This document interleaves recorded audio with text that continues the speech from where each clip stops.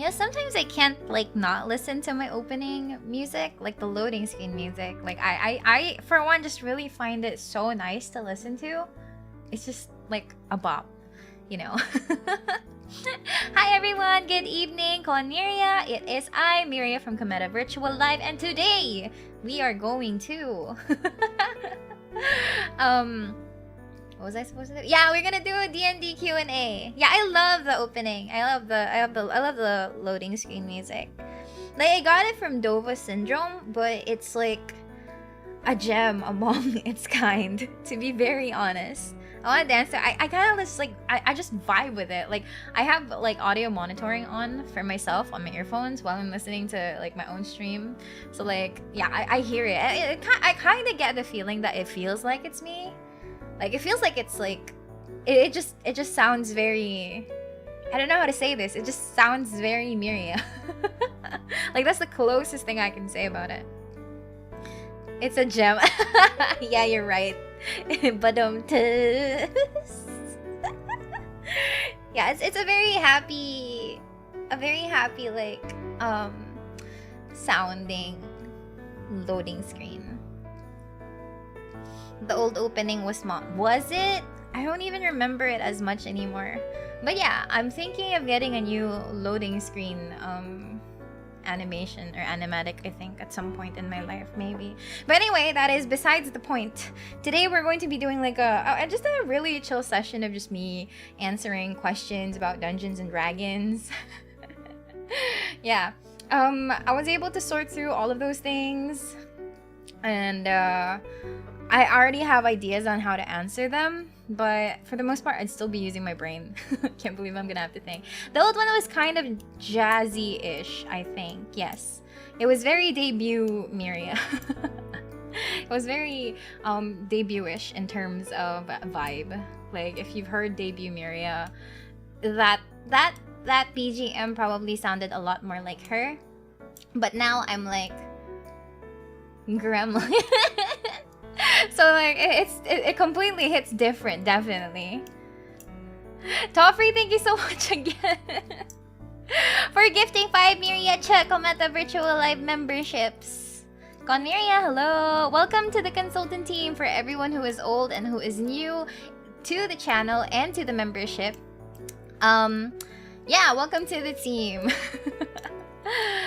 Yeah, I actually Miria Cha. Yeah, okay. So like the thing is, I couldn't find a way. I couldn't find a way to make marshmallow work. Like earlier this morning, I was at work and I was hiding my computer away from like my coworkers because I was trying to figure out how to make the marshmallow links work, but I was trying to send some test questions there. Like trial questions, just so I see if it's receiving messages and stuff. But for some reason, it's not linking to my Twitter anymore. I don't know why. It might be because of the API news recently. Yeah, it would have been very, very wonky, so I couldn't really use it. So I opted for Google Forms. It's a pretty simple questionnaire thingy. It's just like, oh, you have a question, just type it here and I'll read it on stream. I'll put it on the PowerPoint. Yeah, so I put it on a PowerPoint. It's like the funkiest transition or animation ever. Yeah, it's like the funniest animation ever. I think it looks really cool, but that's just me maybe probably being very boomer about it. Really funky PowerPoint animations. But yeah, it's probably the API change. Plus, I think Twitter was also being very, very weird earlier this morning. Like, I think I was still either asleep or busy with work when I heard that people couldn't tweet during the Nintendo Direct. And like, people couldn't follow people couldn't tweet because apparently there was like a tweet limit and stuff like that. So I was away from the app at the time, but apparently it was pretty wonky. I know Marshmallow functions on purely Japanese servers. There isn't an English site for it, but there are English counterparts to Marshmallow. I think it's like Curious Cat, but I don't know. I just figured that, okay, fine, I'll just deal with Google Forms. At least I get to keep a record, like a proper record of the things people ask me. Yeah, you couldn't DM people like a week ago. Yeah, they removed like the DM thing. So it's just really weird, I suppose. But hopefully it kind of fixes itself after, because I just realized how absolutely reliable. I just realized how absolutely reliant I am on Twitter. not just for like me posting tweets and stuff and updates, but like I use Twitter to not be bored. And because it's been so wonky for the past few days, it's just been like I don't even want to open the app anymore. Something like that, which is weird because like it's my primary social media site, right? So yeah, I kind of hope it kind of like irons out whatever those things were, because I'd be really sad to not be able to use Twitter anymore. How am I supposed to get my daily dose of memes and shit posts? Twitter is almost real time. It used to be very, very real time, like with the latest tweets and the home button. But now it's just like for you and following. And we're like, huh, these aren't even chronological. Honestly, I honestly feel like if everything is chronological, life would have order. I feel really, really embarrassed to like tweets that were like from a few days ago already, but they're just showing it to me on my app like it's a brand new tweet. So weird. But yeah, enough about me ranting about like I wish Twitter could like go back to the chronological order of things. Yeah, today is D&D. D&D stream. It's not really a game or per se, it's just me. It's been a while since my last D&D stream, right? So like I figured this might be a nice warm-up back to the topic, because I think my last stream about D&D was like last year.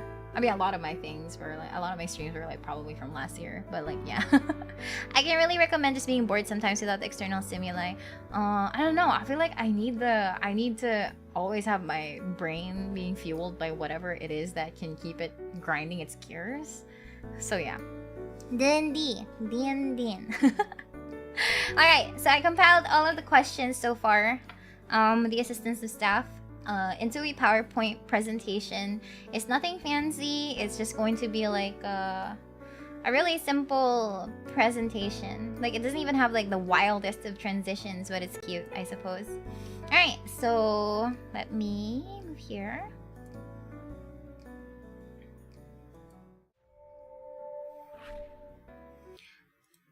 Alright, my music isn't on here. I also have a question for people who are more proficient with with the internet and stuff. I have a legitimate question, by the way. Also, I just need to put my music back. Give me a second, right? I have a legitimate question. Please help me. Okay? So like, you know how you see some cute GIFs on Twitter? And like I kind of want to download it so that I can put it on my head like this one. Right? But I don't know how to download it. I honestly like don't know how to download it onto my computer. So any help would be very, very much appreciated, because I am but a silly little girl. I do not know how to... Oh, wait, where the hell is my background music? How do I turn it on? But yeah, I don't know how. I don't know how to download it, because like if I right click the GIF on Twitter, it just shows me like get copy GIF link address, and like I can't download this really cute one I got from like the other day, and I really want to put it on my head because it's really cute. Oh, you need a third-party app to convert it. Twitter GIF is not a GIF, it's actually a different type of file. Oh, okay, so I would have to like extract it or something. I would have to extract it. God. Usually I have to ask the people to send it somewhere. I don't the GIF post was like from a few days ago. I'm kind of embarrassed to bump it up and say, "Hey, can I have a copy of this?" I was like, it's so embarrassing. I can't do that. Also, wait a second. My music isn't here. I think it's not on this scene. Give me a second. But yeah, I kind of don't wanna bump it up to. I kind of don't wanna bump it up to that person all over again for a copy of the GIF talaga. I'm a bit embarrassed. Okay. There we go. It's back. Just do it. No, it's embarrassing. You can RT it and we can download it for you. No, kasi I tweeted na to them and I told them that, oh my god, I can finally use this GIF for my streams. And then like, it's like, I still don't have it. It's the recentest one. I think if you scroll through Miria art, you'd see it. It's like that thing with the dila and the ahoge spinning like a helicopter. the transparent version. It's so cute. It was also sitting on my head, but there's a transparent version that they replied onto that tweet, and I figured like, oh my god, this is so cute. I honestly want to get a lot of like gifs of myself. Just ask celebration. No, I'm shy. Why is it dark in your room? This is just a temporary background. Alright, let's move to the PowerPoint. There you go. Now it's very bright. This is like one of the publicity materials that D&D has on that is sourced from the website itself, and it's legal for me to use, just so you guys know. So yeah, ta-da! Let's get started. Alright, so this is the D&D Q&A. Wow, look at that transition.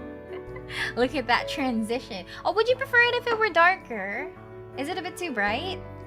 To be fair, it is kind of bright now that I think about it. But if I edit it right now, it's kind of weird.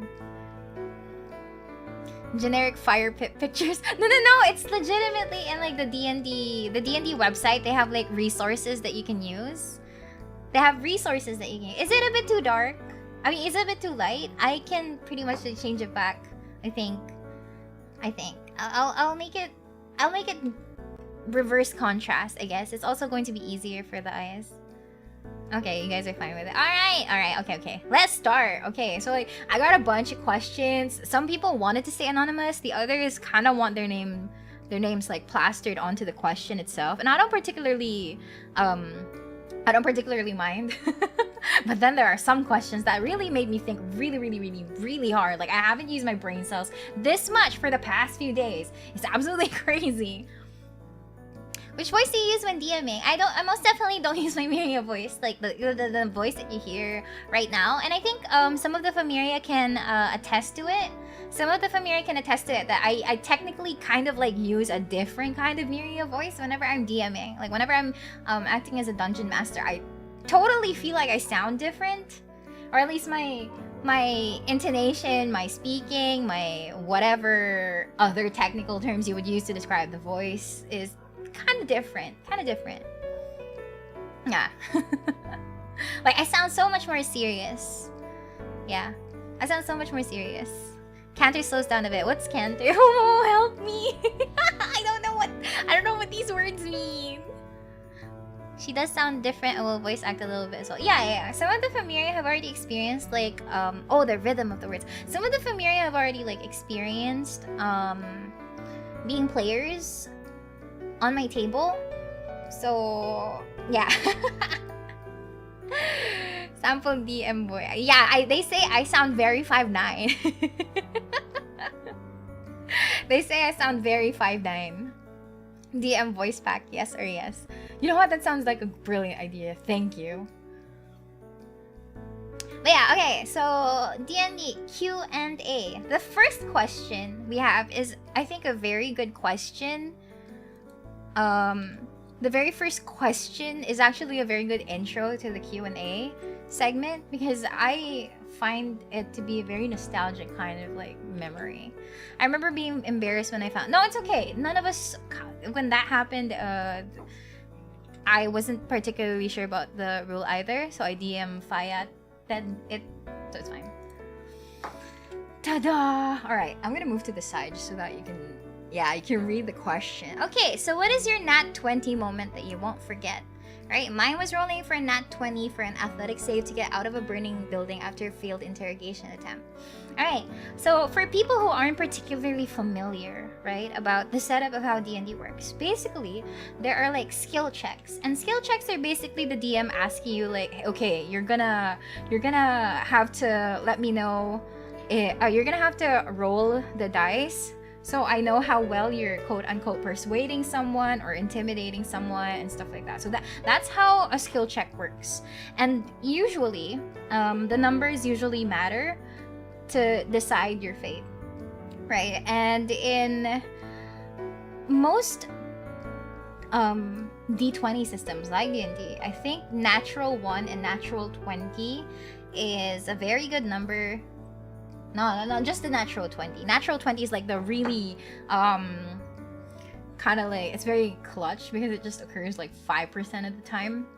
So yeah, when we're talking about natural 20 moments for me, I think the prime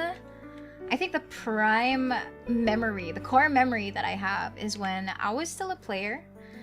Well, obviously I was a player. Right, I was a player at the time.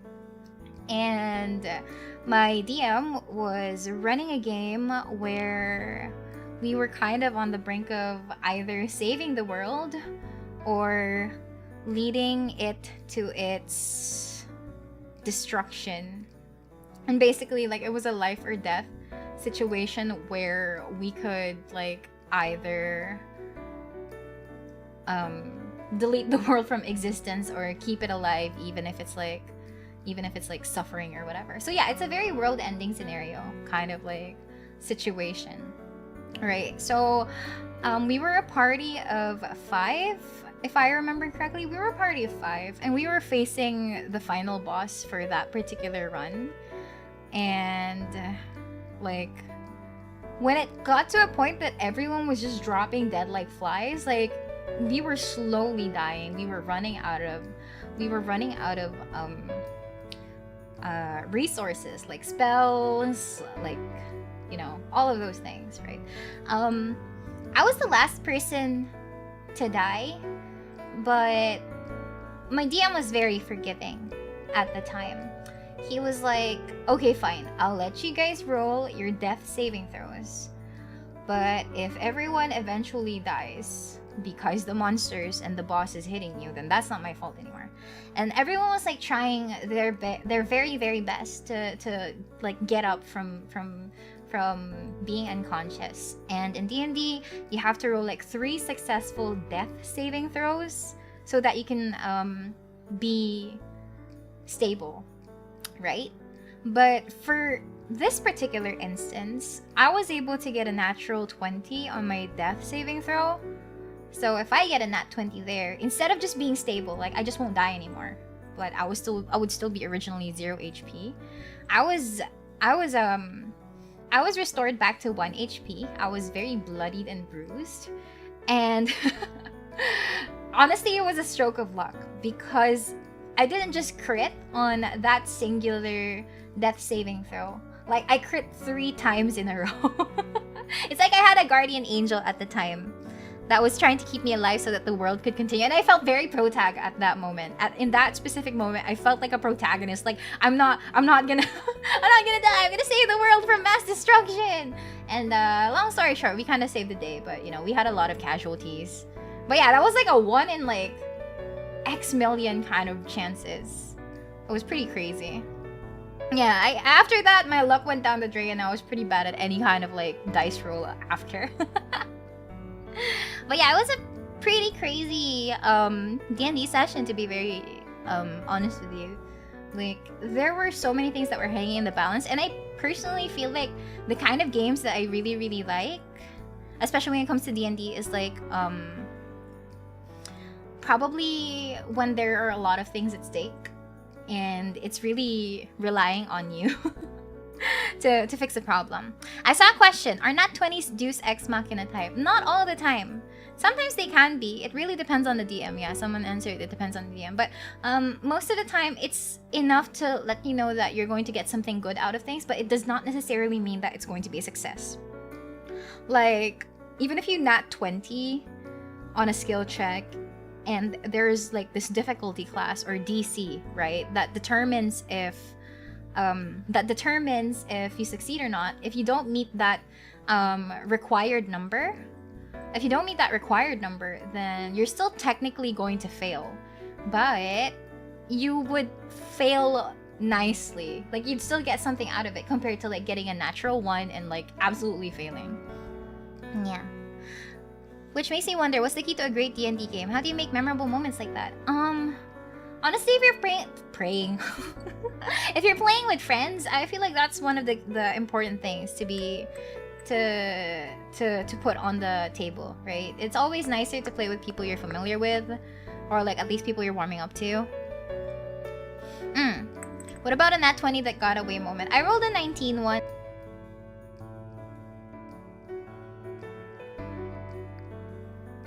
Oh, I disappeared for a bit. I disappeared for a bit. There was a one time that I couldn't like.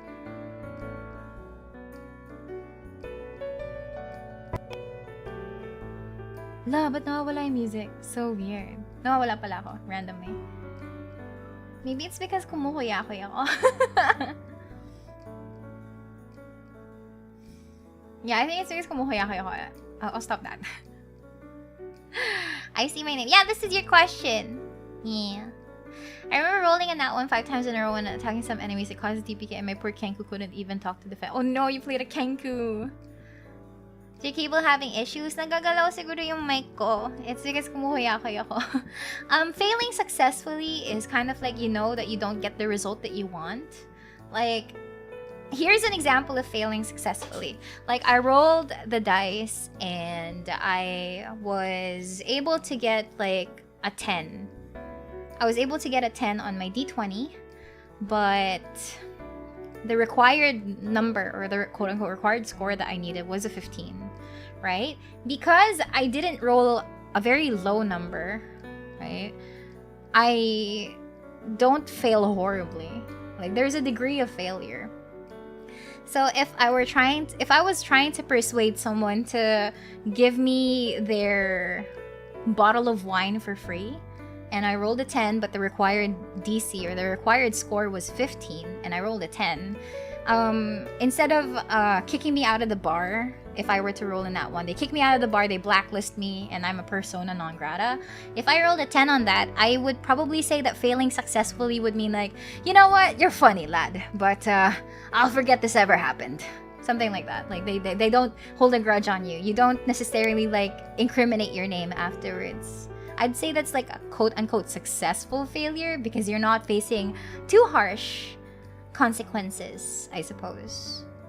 I hope that makes sense. That's how I normally classify it, like successes and failures in D&D. Like, I don't give an absolute yes or no. There's always going to be like some level of context that supports it for a bit. Yeah, the bartender will remember this, but like at least it's not an absolute punishment. My feet can't reach the floor. I have a very tall chair. I have a tall chair. Do you have water with you? I feel like you're gonna be talking a lot.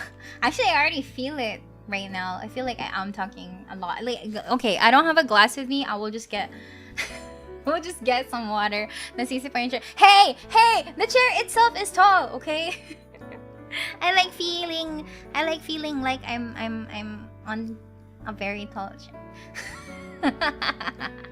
Wait, I'm gonna get some water. I realize this now. I really am going to be speaking a lot. So let me move my table a bit. Yeah, I'm just gonna get some water. Yes, it's more D&D stuff. Give me like 1 minute or two. Maybe I'll prepare some iced tea or something.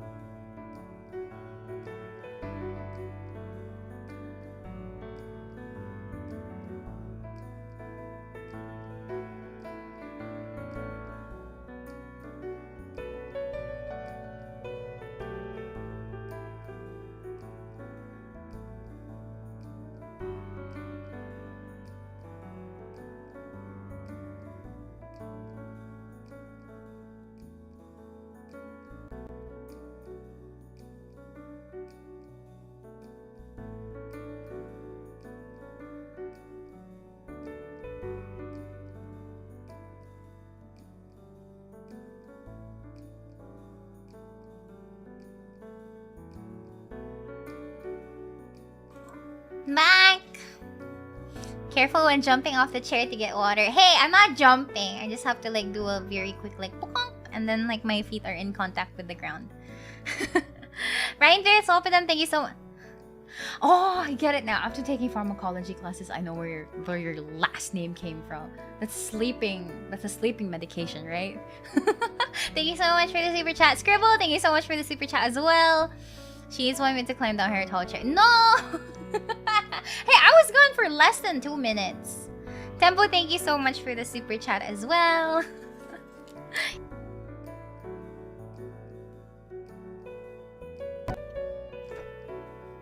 Okay, I think that's good. It's not gonna happen again. Oh my god, it keeps like, ayun, it keeps bumping my mic. Yeah, I was mentioned in session 0, but then like it never really clicked until I finally took pharma as part of like my courses. So yeah, absolute bukong moment. Okay, so I poured iced tea into a cup. Like I have those like reusable Starbucks cups, and I have like a reusable straw, so I kind of feel nice about my drinks. Alright. So yeah, that is my Nat 20 moment and my associated answers to those questions.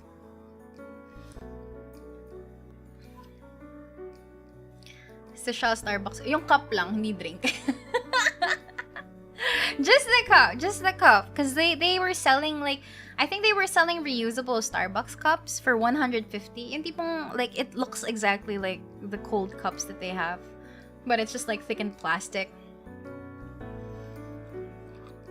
So yeah, I thought this is probably usable for whenever I'm at home. Yeah, they have the reusable Starbucks cup. Hindi yung mga tumblers ng Starbucks like the legit ano. Not ang mahal kaya ng mga tumblers ng Starbucks. Like yung pinakamura ata na nakita ko 900. Like bro, I can't. Yeah, yung 150, they had like a lot of those like the colorful reusable Starbucks cups. It just looks exactly like the cold cup, but like with thickened reinforced plastic where it can withstand drinks a lot longer. But yeah. But nagaga. Alright, let's continue. Yeah, the washable ones. Washable, reusable.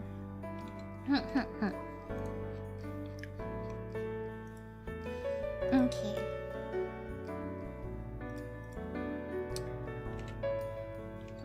Okay, I have to like go to PowerPoint pala. And like press next. Forgot this isn't like a there we go.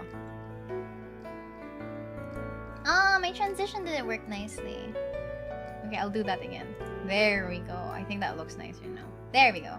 Alright, what is your longest adventure session? Bro, with that 900 you can buy an aqua flask, not sponsored. I've always wanted an aqua flask. But I'm scared of like losing it. Yeah. What is your longest adventure session? What do you mean by like the longest adventure session though? Dapat may sound effect yung transition for maximum immersion. The longest running D&D session that I ever had, like in terms of like continuity.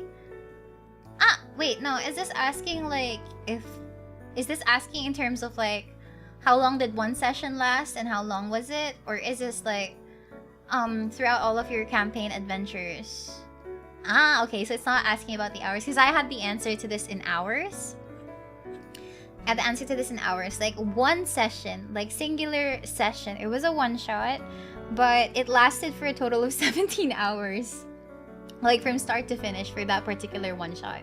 So I was thinking, oh, this is probably a good answer to that. Like your longest adventure session. It lasted like 17 hours. We took bathroom breaks every now and then, but we were just so invested. We were just so invested in the story and we wanted to see it through. So we kind of just hung out on Discord like the whole day. Thank God it was the weekend. Yeah, we were on Discord, so it was definitely much easier. So like, I don't think I ever really played a lot of like face-to-face D&D. But yeah, we pretty much just stayed in the VC for like 17 hours. We took food breaks definitely, but we were continuously within that singular one shot. Yeah, but I think since the question was more referring to, the question is more referring to like your long running campaigns and stuff, the longest campaign I've been in was probably like 2 years. Yeah, 2 years.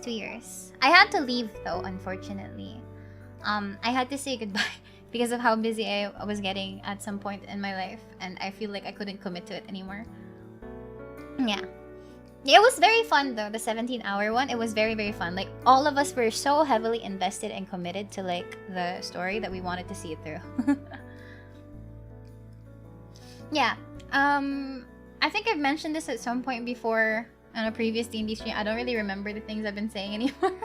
But yeah, one of the campaigns that I really love to death, I had to drop out of because I was getting a bit too busy. And I didn't want to be constantly absent for the sessions, because I feel like I should be doing my part as a player too. Like, I get that real life usually comes first, and you're always welcome on the table when you're available, but I didn't want to like disrespect the game and disrespect the DM and the other players. Not that they would honestly think it would be disrespectful, right? But I didn't want to constantly have to tell them that, oh, I'm sorry, I'm kind of busy because I have like work, I have streaming. I didn't want to like constantly tell them, I'm sorry, I can't make it. And like, yeah, they gave me a nice exit. 2 years is longer than my past relationships. Oh my god, I'm so sorry to hear that. I really wish we could like have chat visible here, but the chat issue is still prevalent for some reason. How did the DM handle you leaving the campaign? Oh, I was given a nice exit. They didn't let me like just disappear and stuff. They incorporated my exit from the story rather nicely. So my character still exists in that world, but it's just not a character I can control anymore. I haven't really checked up on my old D&D group yet. Like, I don't know what they're doing or how the story is progressing at this point. They're still going, by the way. Like, I'm still part of that Discord server where my 2-year campaign is still concurrently running. Yeah, I haven't really updated myself with how things are going now. Like, how have they been able to beat like this primary problem that we had from the very start or something? So yeah. More like if I'm going to do this, I want to do it properly because I love. Yeah, exactly. Like, I didn't wanna half-ass my existence there, right? I didn't wanna like just fade in and fade out. And it's also like kind of difficult, especially if you. It's also kind of difficult, especially if your DM likes a semblance of immersion, and you can't just whisk away this one character. Like, oh, this character, your player isn't here, so this character doesn't exist for this time. So, like, yeah, it was also complicated to handle. Like, it was really, really complicated to handle at the times, and I didn't want to put the burden on my DM and on my co-players that they have to pretend I'm there, or I have to give pilot instructions for how my player would behave in certain situations. So I figured it would be much better for me to just like walk away from it for now. It's been a very long for now though. It's been like 1.5 years since I don't know, not 1.5 years. It's been 1 year since I dropped out. So I don't know if I'm gonna kamusta them or whatever. Yeah, something like that. So yun lang, I guess. It's still one of like my most cherished campaigns though. Can you go back? I feel like they'd let me come back. I feel like they'd let me like be a player again, although I might have to play a different character because of how long I've been gone and how many weekly sessions I've not attended. I could check up on them, but like if I were to come back, I just don't think my schedule would let me, honestly. Like, not with my schedule, not with work, not with my school, not with my streaming activities too. So yeah, yeah, no, those are things.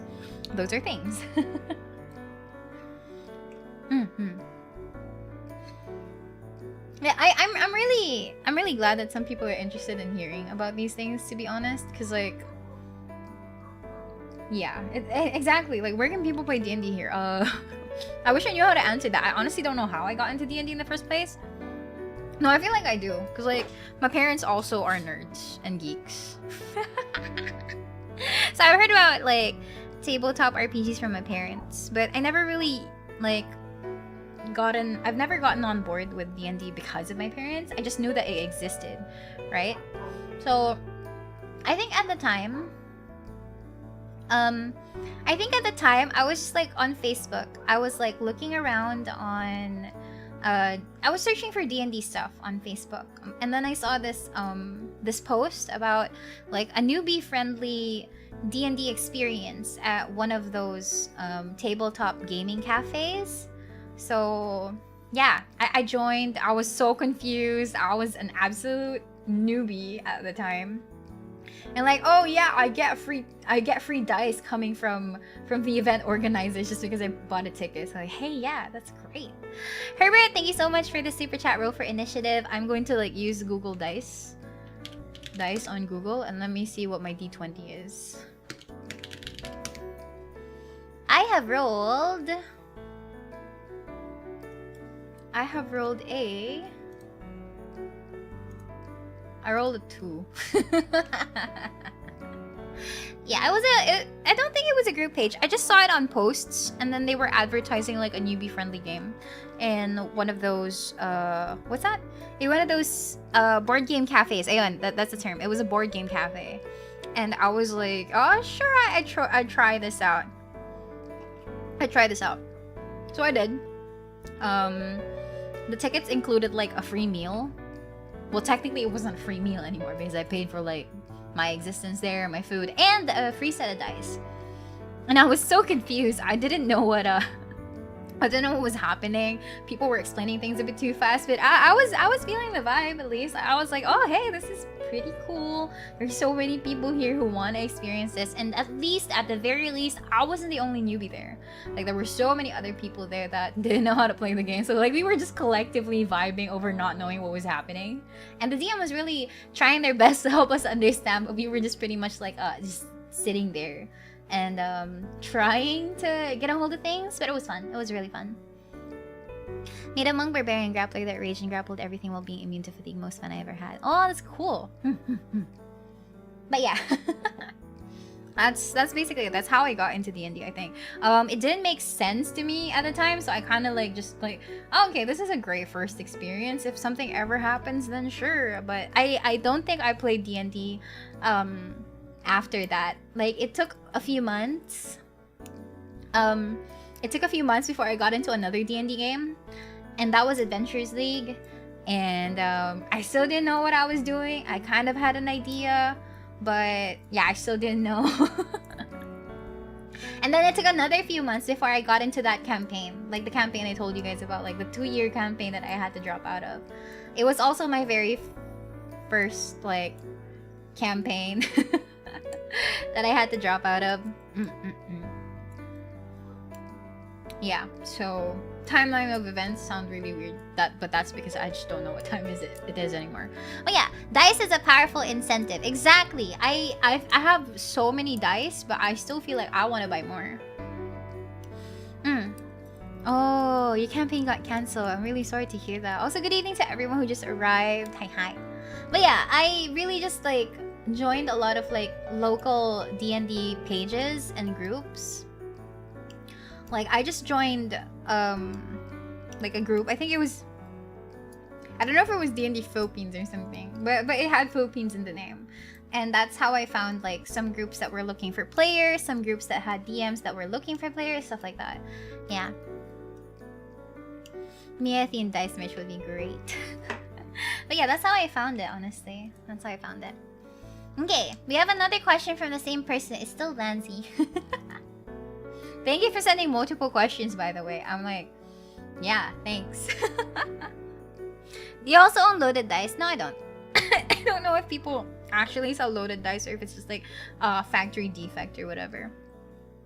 Alright, question. Have you ever encountered or heard of stories that would literally try to break off the story or try to DM's patience? Follow up, what would happen if you ever encounter adventures like that? Okay, if there are so many different kinds of players out there, like you can't really continuously individualize them.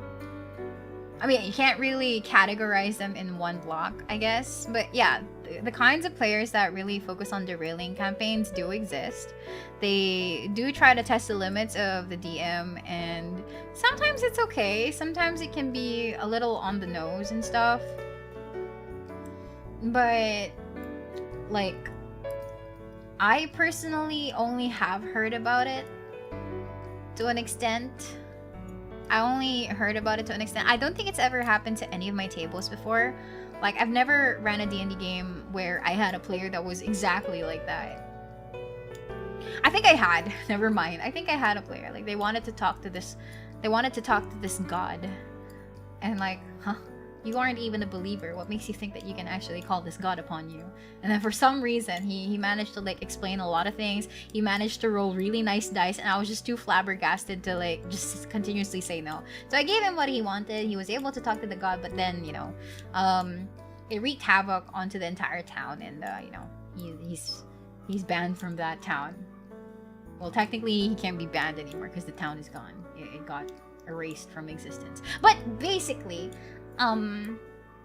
yeah, there are some players that will be very trying and very difficult to handle.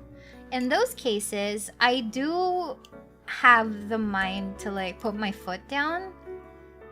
Sometimes. Like, I would definitely like say like, are you sure this is what you want to do? Or like, I try to railroad it back, even though I'm not a fan of railroading personally. It's just that I would try to see if the other players were in on these shenanigans, if they were also feeling uncomfortable with the derailment that's coming from one particular character, and we'll try to talk it off the table, I guess. For the most part, I've only ever had this happen to me, I think, once, and it never really happened again, so yeah. Yeah, the dude nuked the entire village into the Shadow Realm. That's exactly what happened. It was the dice's fault, not me, I guess. I've had it happen before where a player was frustrated after dying and made a character he didn't enjoy and made that session kind of difficult. Oh, that's hard to handle though, because like if they're letting out their pent up frustration using a character, it's weird. It's really weird. Yeah. So I guess for me, how I would handle this is like, I'm just gonna let them know that it kind of feels like they're purposefully doing it, and I'll try to talk to them maybe at first in private. Like I'll try to ask them, are you going through anything? Not really that kind of on the nose kind of question, right? But like I would totally ask them if there's something else that's bothering them. Is there any reason why you're doing this? And if it just so happens that they just want to do this for fun, then I'm kicking you out of my table, goodbye. And then no, I'm kidding. Comfortable, so maybe you can ease off on that. Otherwise we might have to like you know, we might have to like take some time before we do this all over again. Yeah. The subtle art of railroad is putting up a path that will always lead to the main goal no matter what. Yeah, that's a DM technique that I technically use. So yeah. I technically do that sometimes, but not all the time. I still give like I still give the players mostly all of the agency that they would need.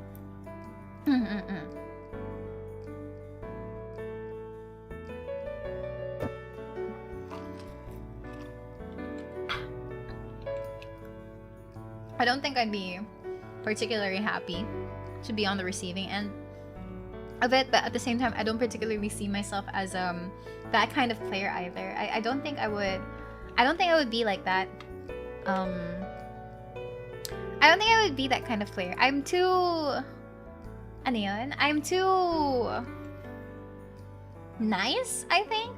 I feel like I'm too nice to even like try and do something like that to the DM. I feel like I'm gonna be classified as the player that is mostly obedient to the rules that have been set upon by the DM and the other players, something like that. Yeah, I prioritize everyone's enjoyment, basically. You have 3 towns to choose from to go to, but the 3 towns are literally the same thing. Yeah, I'm a rule-abiding citizen. I'd like to think that I am. Okay. So let's continue. I have a bunch of other questions. I haven't really checked the document if there are new questions. But yeah, here's the next one.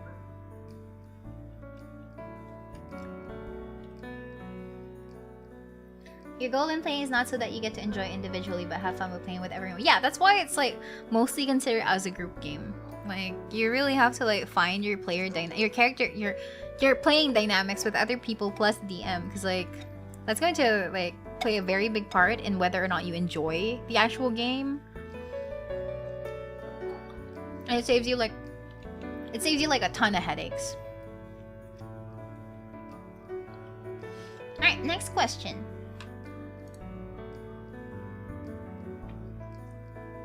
So this is an anonymous question, and honestly I found it like actually very difficult to answer. Like I really had to take some time earlier while I was eating my dinner. I had tapa, by the way. While I was eating dinner, like while I was eating dinner, and I was like thinking about the questions that I got compiled with all those stuff. I was wondering like, okay, I'm gonna think about this question in particular because I feel like it's a very difficult one to answer on my own, like on the spot. So the question goes like, so as a DM, where do you draw the line between okay, that's pretty creative, and no, I don't think you can do that?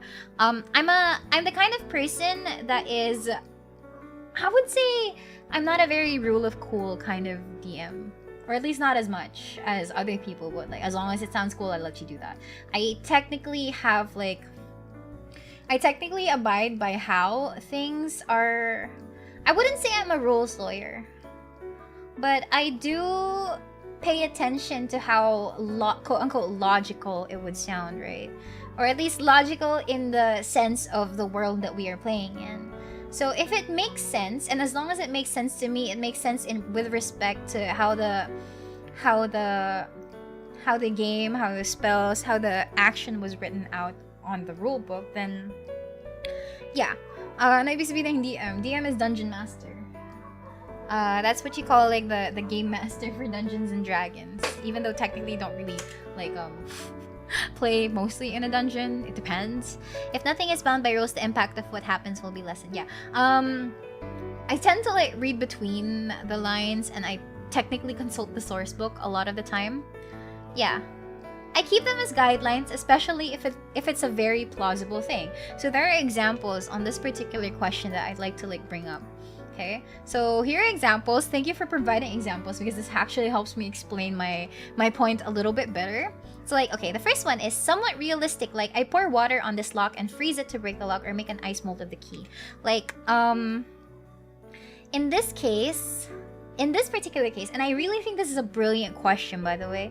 In this case, that makes sense. Like you can totally freeze the water and break the lock, because that technically happens in real life as well, right? Like, I've never tried breaking locks that way because I'm not trying to like you know, get in trouble or something. Right? But this is plausible because it kind of makes sense, and it plays along with the fact that it's something that a spell will let you like. It's something that will let you do with a spell. Yeah.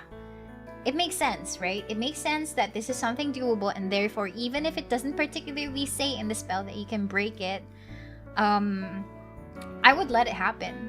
Are the rules guidelines? There are some rules that are meant to be strictly followed, otherwise it compromises the enjoyment of the game. And then there are some rules, this is a case-to-case basis. Like, it's not hard and fast rule that every DM or every dungeon master would follow this. Sometimes there are dungeon masters that are like pretty lenient, and then they'd be like, oh yeah, that sounds like it's really cool. It doesn't make sense, but I'd allow it, right?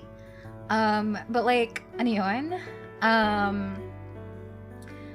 Yeah, and then there are some DMs that are like, okay, the spell doesn't say that you can do that, so you can't do that, you know?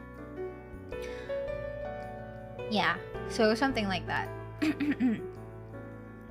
But then there are some cases that even if it sounds really, really cool, it doesn't particularly sound like it's something that would make you enjoy things. Like, in a D&D game, I am a firm believer that everyone on the table should be enjoying. And by everyone, I mean that also includes the dungeon master. Like, it's one thing that all the players are enjoying, but what if the DM isn't particularly enjoying this anymore? Because, like, people are so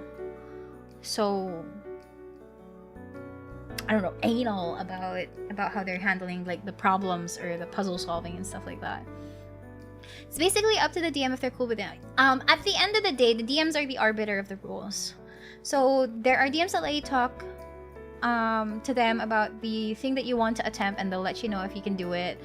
And then there's some, yeah, it really depends on the DM. Not to say that rule-abiding DMs are bad, you know, because it's all up to everyone's enjoyment. And at the same time, these are things that people normally discuss before they start like a D&D game, or things that they talk about before starting a campaign, like the session 0 thingy, because some people find those kinds of things enjoyable. Some people have particular boundaries over what's acceptable in terms of rules and not.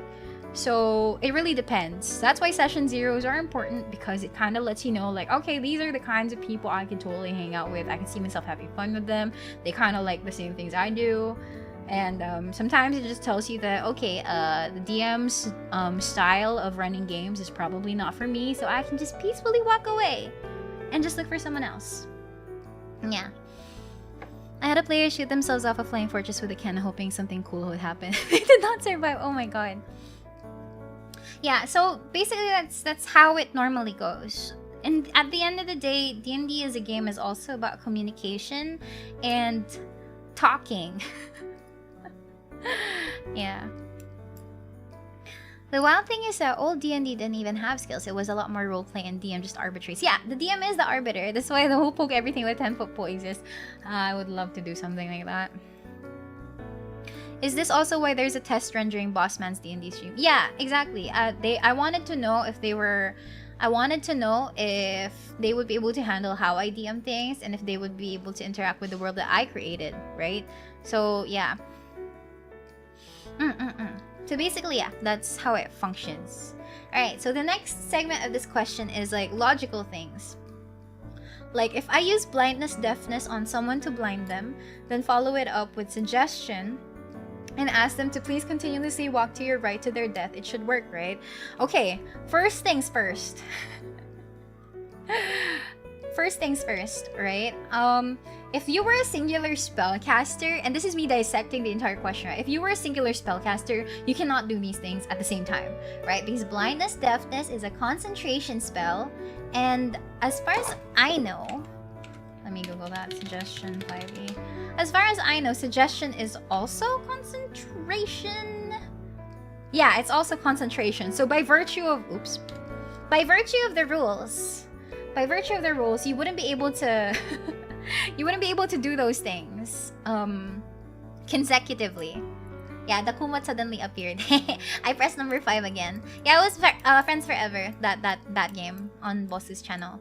But yeah, right? Blindness Deafness is a concentration spell. You can only use one spell at a time, right? And then Suggestion as a spell also kind of like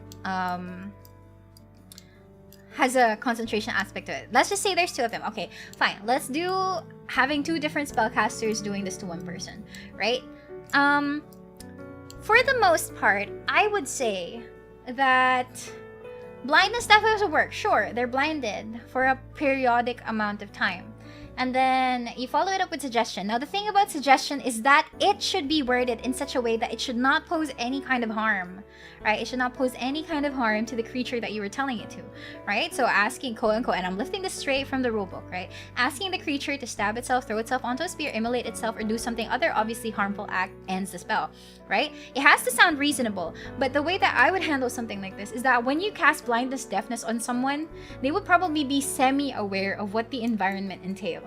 And if you use suggestion, right, to like walk to your right, and they knew that there was something dangerous there, then that's unreasonable. That is relatively unreasonable, I would say, because like they had an awareness of what was there in the first place before they were blinded, before they were deafened or whatever, right? So it kind of plays with the fact that they have an inherent awareness of their environment. It should not work because they are still like how does it go? They are still going to be walking into a pretty harmful effect, right? And at the same time, Like, it's already warning bells if you are blinded and someone asks you to walk. Like, if this happens in the battlefield, right? If you're in combat and you cast blindness Nephthys and then you use suggestion, obviously it doesn't seem reasonable enough to walk in a battlefield or something. It doesn't make sense that while there are people swinging swords, churning spells out and about everywhere, it doesn't particularly seems like a very reasonable request. It doesn't particularly seem like a very reasonable request. So, yeah, and to be very honest with you, like, if I were talking in a very min-max perspective, these are a waste of spell slots. If I were talking to you about, like, how to make it more efficient in combat, yeah, it doesn't seem like it's going to get you anywhere. Like, I'll let you do it, fine, but, like, just so you know, like, there isn't only one person that might be there. Maybe they're immune or something like that. There's basically better ways to make someone die.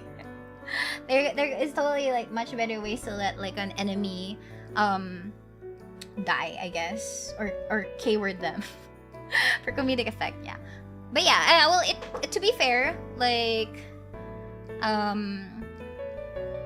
making it look like that, it still depends. I would rule that it's really unreasonable to have them do something while they're in, like, a certain status effect, or if they were already previously aware that, hey, there's a ledge on the right, suddenly I'm blinded, and then suddenly I walk to the right, right? So yeah, this is how I'm explaining as a DM, okay? Like, this is my DMing style. I'm not representing anyone else's. Like, some other DMs could probably be like, okay, go ahead, go for it, and case closed. I would probably have to think about this a little bit more, because that's the kind of DM I am. Right, okay. There are somewhat and I really admire that there are more questions here. Ouchie. I really admire that there are a lot of questions here to actually put my brain to use. Like, sometimes my brain just rots without doing anything, man. But yeah, somewhat logical things. Like, if I have speak with plants and speak with dead and use both of them at the same time, I can speak to wooden furniture, right? My first and foremost suggestion for always having to mitigate or arbitrate things like this is to always look at the spell description, right? Speak with dead, D&D. Right? So I would personally try to read the spell description first before I start handling stuff like that. Like, for example, speak with dead is technically a spell that targets a corpse within range, right? And if you wanted to talk to a cabinet, to wooden furniture, technically furniture wouldn't be a corpse anymore. Also, hi Alana, welcome to the stream. Hi. I'm just answering very difficult questions right now. But anyway, like, furniture, after it has been polished and, like, prepped and woodworked, right, it doesn't particularly make sense to quote-unquote classify it as a corpse. Yeah. It's not what it's not particularly classified as a corpse anymore. Okay, I will quote-unquote Google the definition of a corpse.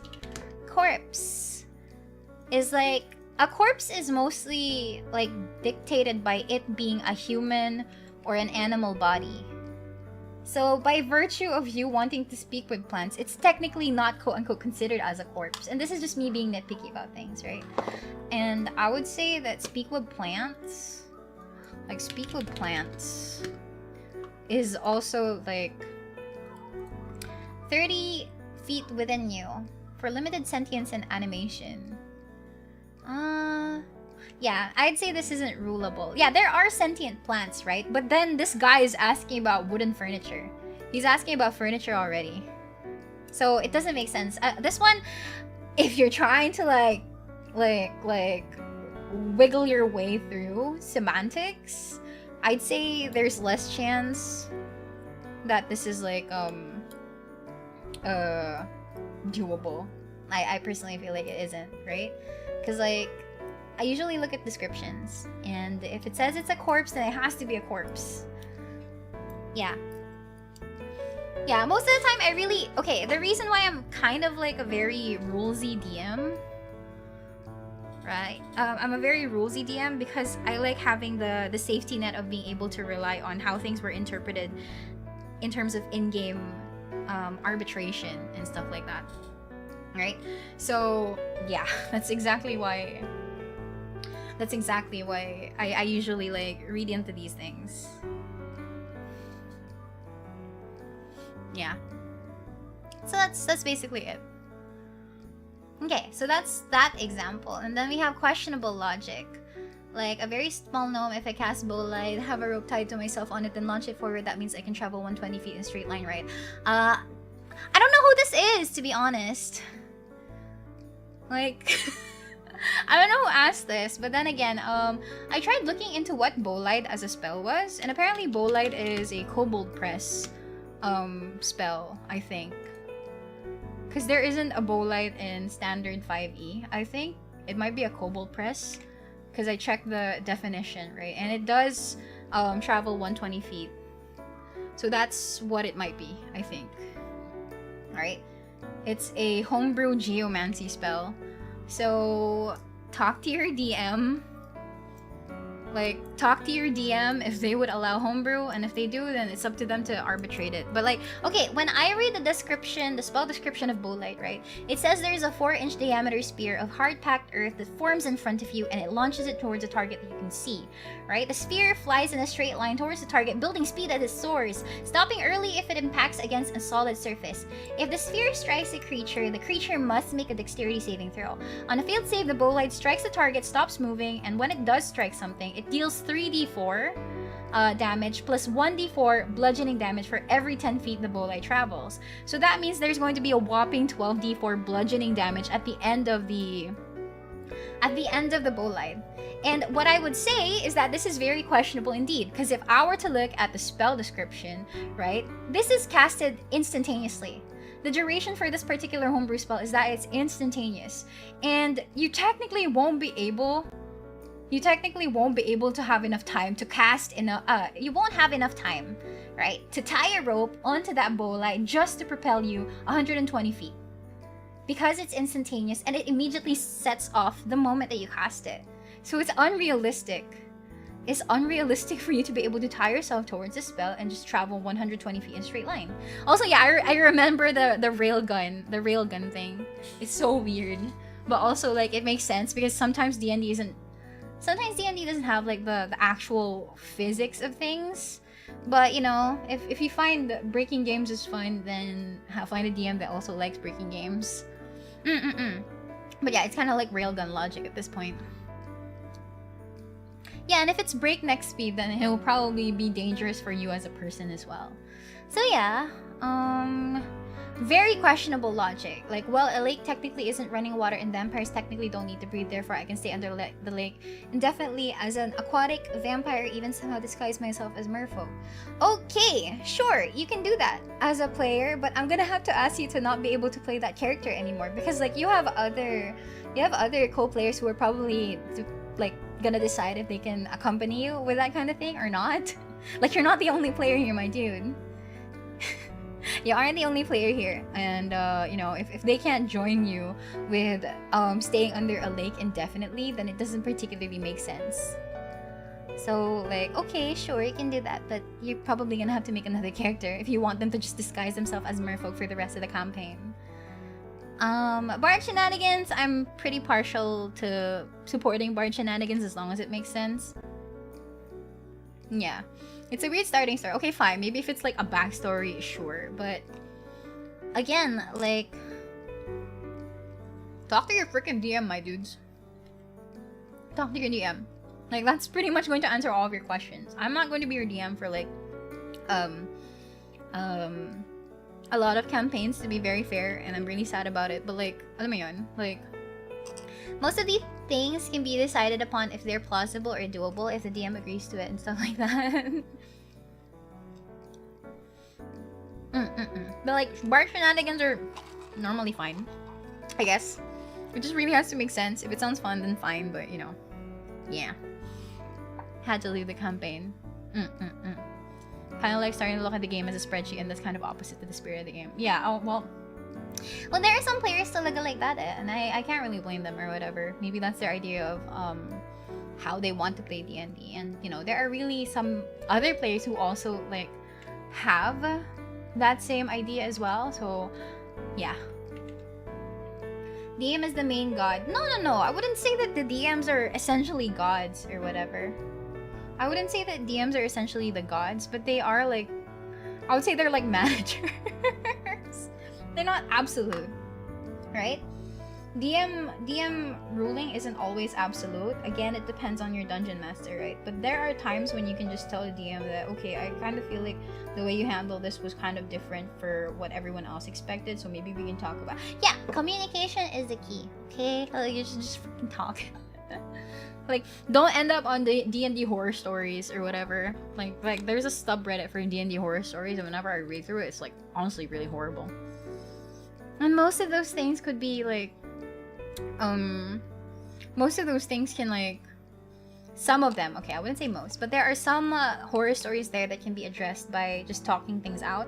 But for some reason, people just really don't like talking to each other in a talking game like D&D. Alright, so yeah, I guess. Okay, that is that question. I feel like I've been talking a lot, and I'm just like on slide 8 of 27. I'm only on slide 8 of 27. Ah. The next question is something I actually like asked staff if I was allowed to answer something like this. But yeah, it's a, I would say like a very quote-unquote difficult question, right? Okay, you guys can see it. Like more of a question on current D&D matters. What do you think of the current D&D situation along with 1D&D? For the past few weeks, the community has been very concerned about new things that is it okay to say that they're the developers of the game? They are, right? The owners of the game? I don't know what they continuously classify themselves like. But like, yeah. It has been a very hot topic as of late. Publishers? Are they called publishers? Is WotC like publishers? Or owners? Or like devs? But yeah. It's been making waves. Right? It's been making waves across... What was that? I think something fell outside. I'm just gonna check that, wait.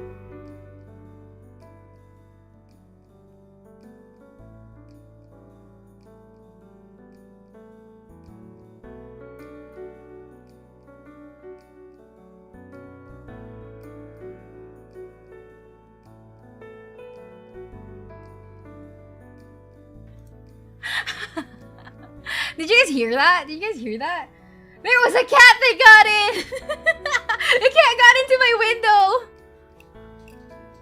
There was a cat that got in. You guys heard it? It shuffled over my plates. It shuffled over my plates sa may lababo. Yeah, it's a stray cat! I don't have cats here! Yeah, I shoot it away. Anong kulay ng cat? It's like yung parang tiger stripe na parang brownish na may konting stripes. No, I can't adopt it. I don't know if it belongs to anyone or something.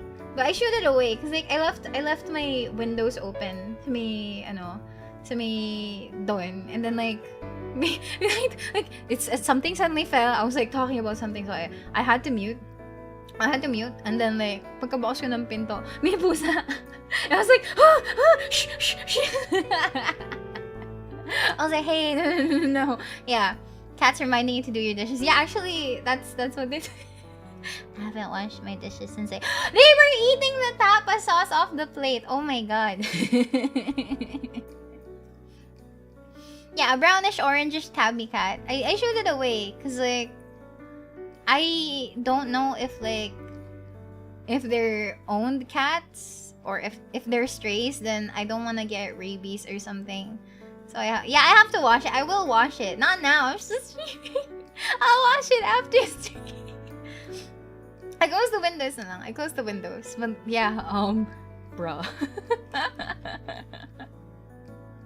I I hope it doesn't come back though, because like sometimes when cats like find out that there's food here, surprised your windows don't have screens. I don't have screens.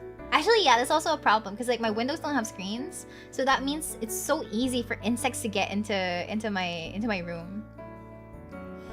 Di naman kasha yung tao sa windows, right? I don't think so. I don't think so. I mean, okay, the windows themselves don't have screens, but they have like slits. Ang puta. Well, like yeah, they have slits that don't let like a normal person get in. Yeah. Ayun, grills. Slits.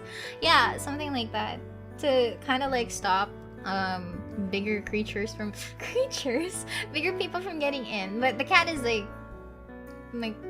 can fit, so yeah, I guess. It blocks people, but I guess it doesn't account for cats. I closed the window for now, so hopefully it doesn't make a sound again.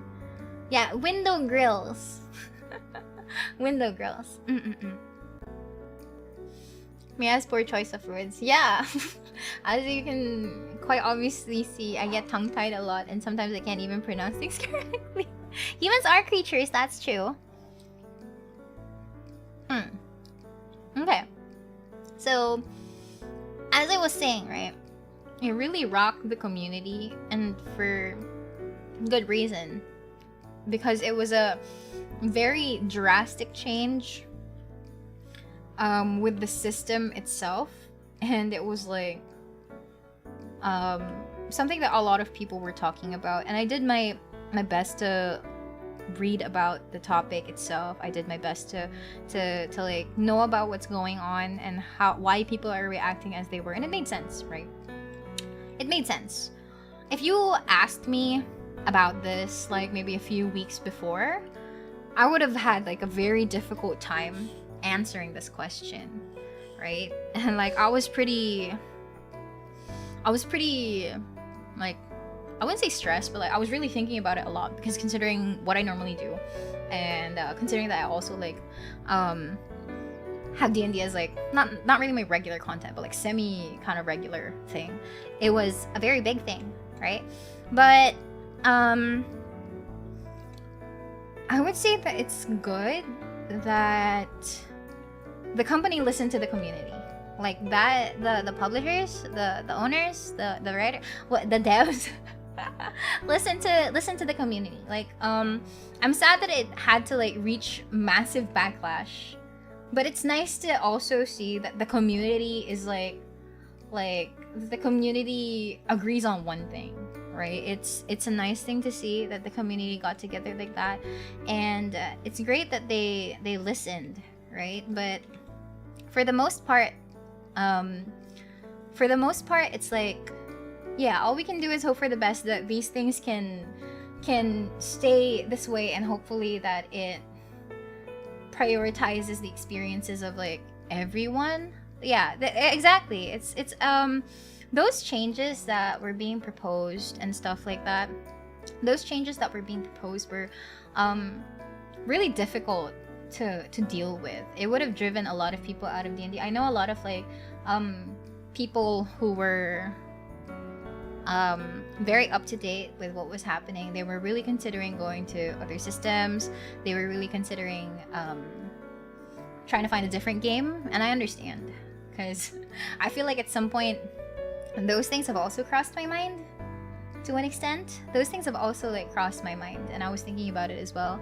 Like I was thinking about trying like other systems, other games, but I've been living with D&D for like close to 3 or 4 years already, and I'd be like really hard pressed to try and leave it like that, right? So I have expressed a lot of interest in other systems as well, most especially Pathfinder and like Call of Cthulhu, a lot of other stuff. But it's, yeah, exactly, Alana. It's like, it's really hard to leave something that you're super familiar with. It's like close enough to say that I've grown up with it, and this is like my comfort zone. Like, it's going to be very easy for me to assume the role of being either a player or a DM whenever people need it, and to just like let that go because of one particular change was very difficult for me to handle. So at the end of the day, I'm really glad that because the community was able to push for changes towards that thing, I'm happy that they listened, and I hope that, you know, things don't like I don't know, go to shit anymore. I feel like it's the easiest way to say it. Like, I want to hope for the best. I hope that if things do happen, then the community can pretty much like forge their way forward to kind of like help D&D stay to be, to like help to like keep D&D as accessible as possible, I would suppose. Yeah.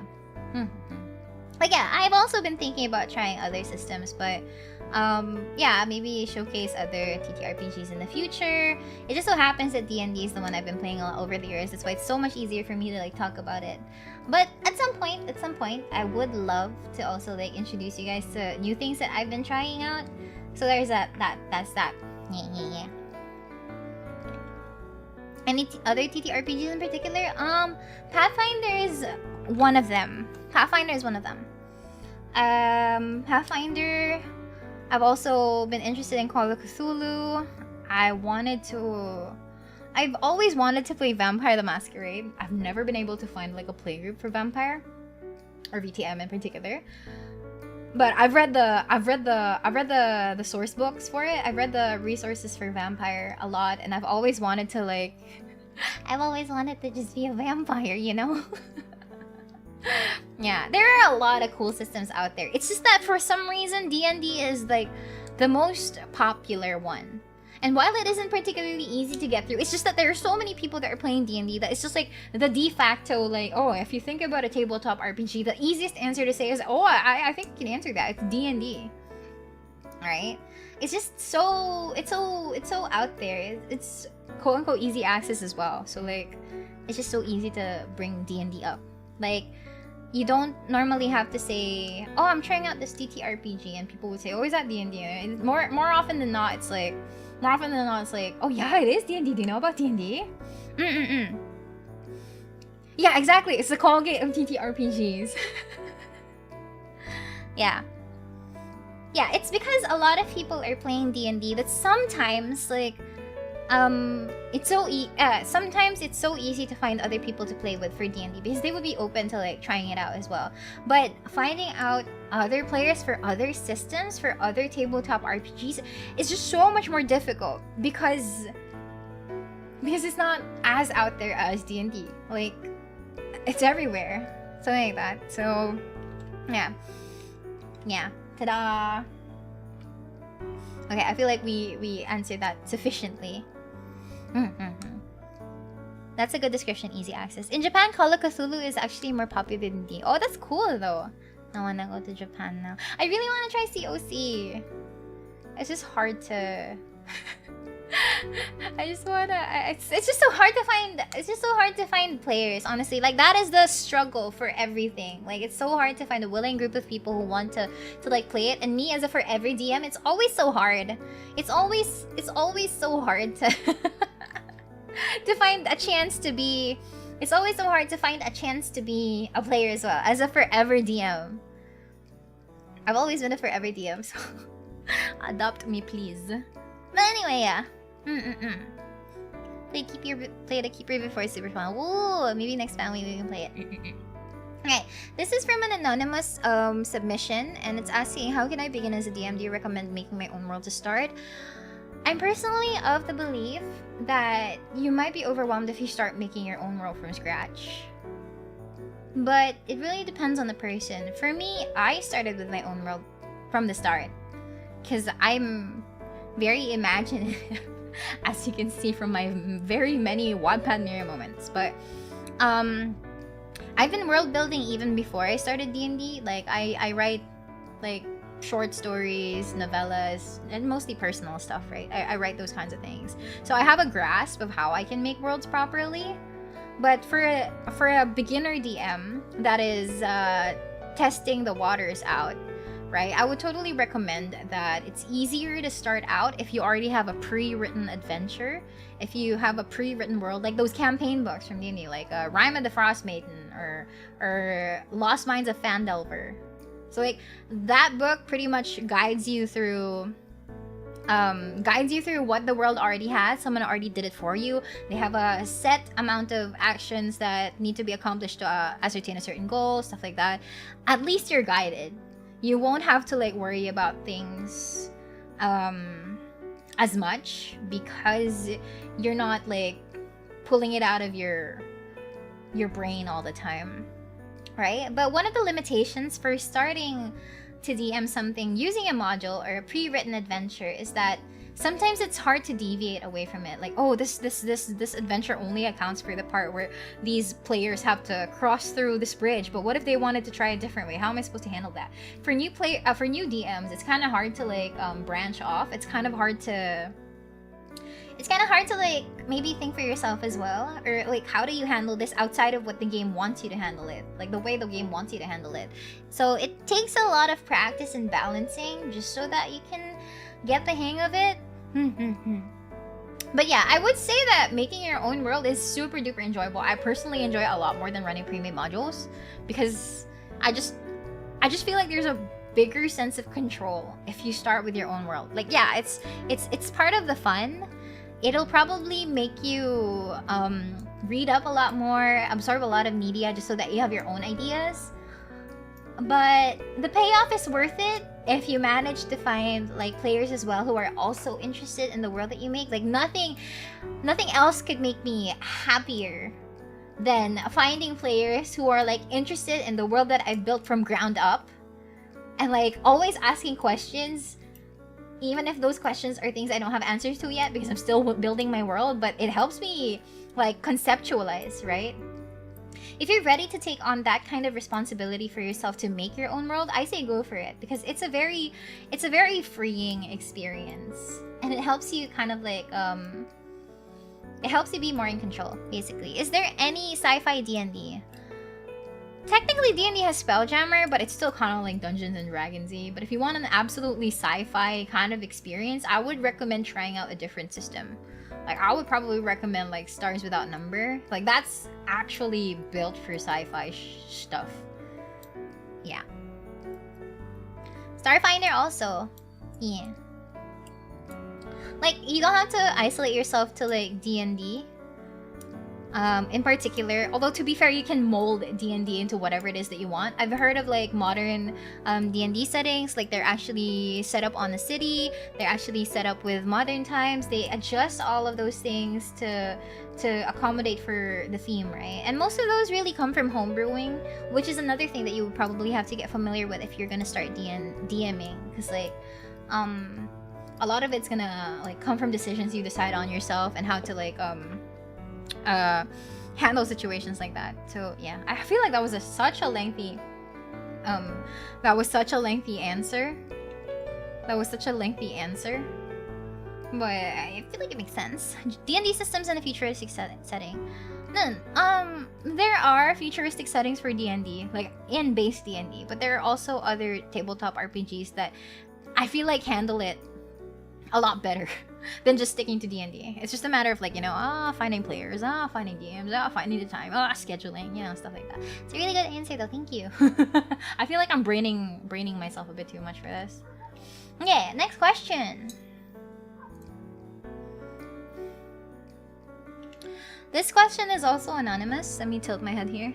Okay, I've always wanted to play a human fighter, but my friends who play D&D say that it's too boring. How would you make a human fighter interesting? I've got an answer for you. Please don't take it seriously. For legal reasons, this is a joke, but like, have you tried not playing a human fighter? How would you make a human fighter interesting? Simple. Play a different race and class. Okay. For the people who don't know, like, humans and fighters are like the basicest of the basic kind of like archetype that people try out, right?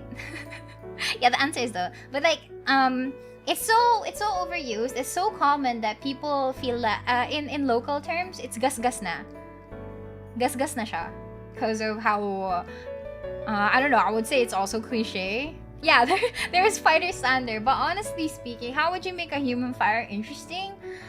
The easiest answer to this is probably, if you can't spice up your basic mechanics or your basic stuff, then I think it goes better to adjust your character's personality and how you play them as a backstory. Like you decide how your character acts, you decide what drives your character and play off of that. Like at the end of the day, it's just another way to like beat up things in combat and stuff. But you know, in terms of character development, it shouldn't like arrest it or whatever. It shouldn't stop you from growing into like a completely different thing after.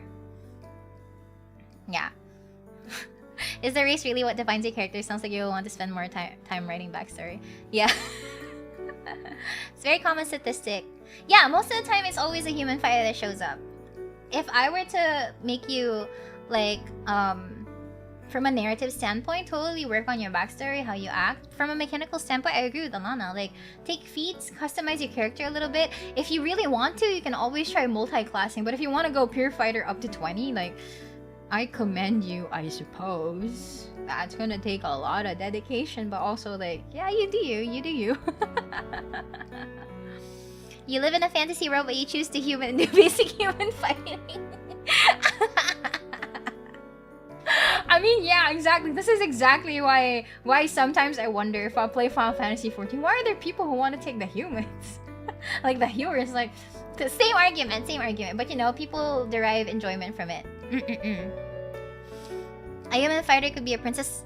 Yeah, it's very flexible. Like the thing about D&D is that you don't have to necessarily stick to the archetypes that are present for each particular class. Like even if you're a bard, you don't have to do bard shenanigans. You can be a very serious bard for all you want. Right? You don't have to like abide by those unwritten rules. Yeah. Some people just like being normal, I guess. I think out of all of my characters, I think I only have one human. Most of my other characters in D&D are either elves or I have a few dwarves.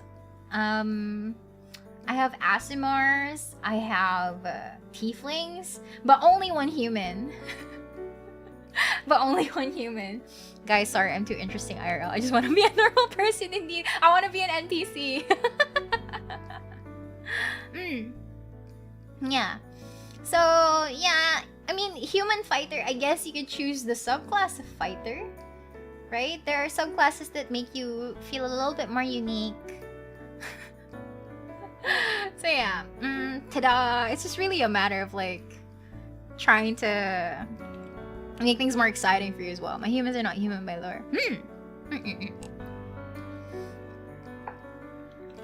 Okay. Slide 12 of 27. What's a D&D moment that made you go, oh yeah, this game is definitely for me? Oh, I'd actually like to ask this to chat as well. Like, do you have that moment where you decide that, okay, this is a game that I want to keep playing?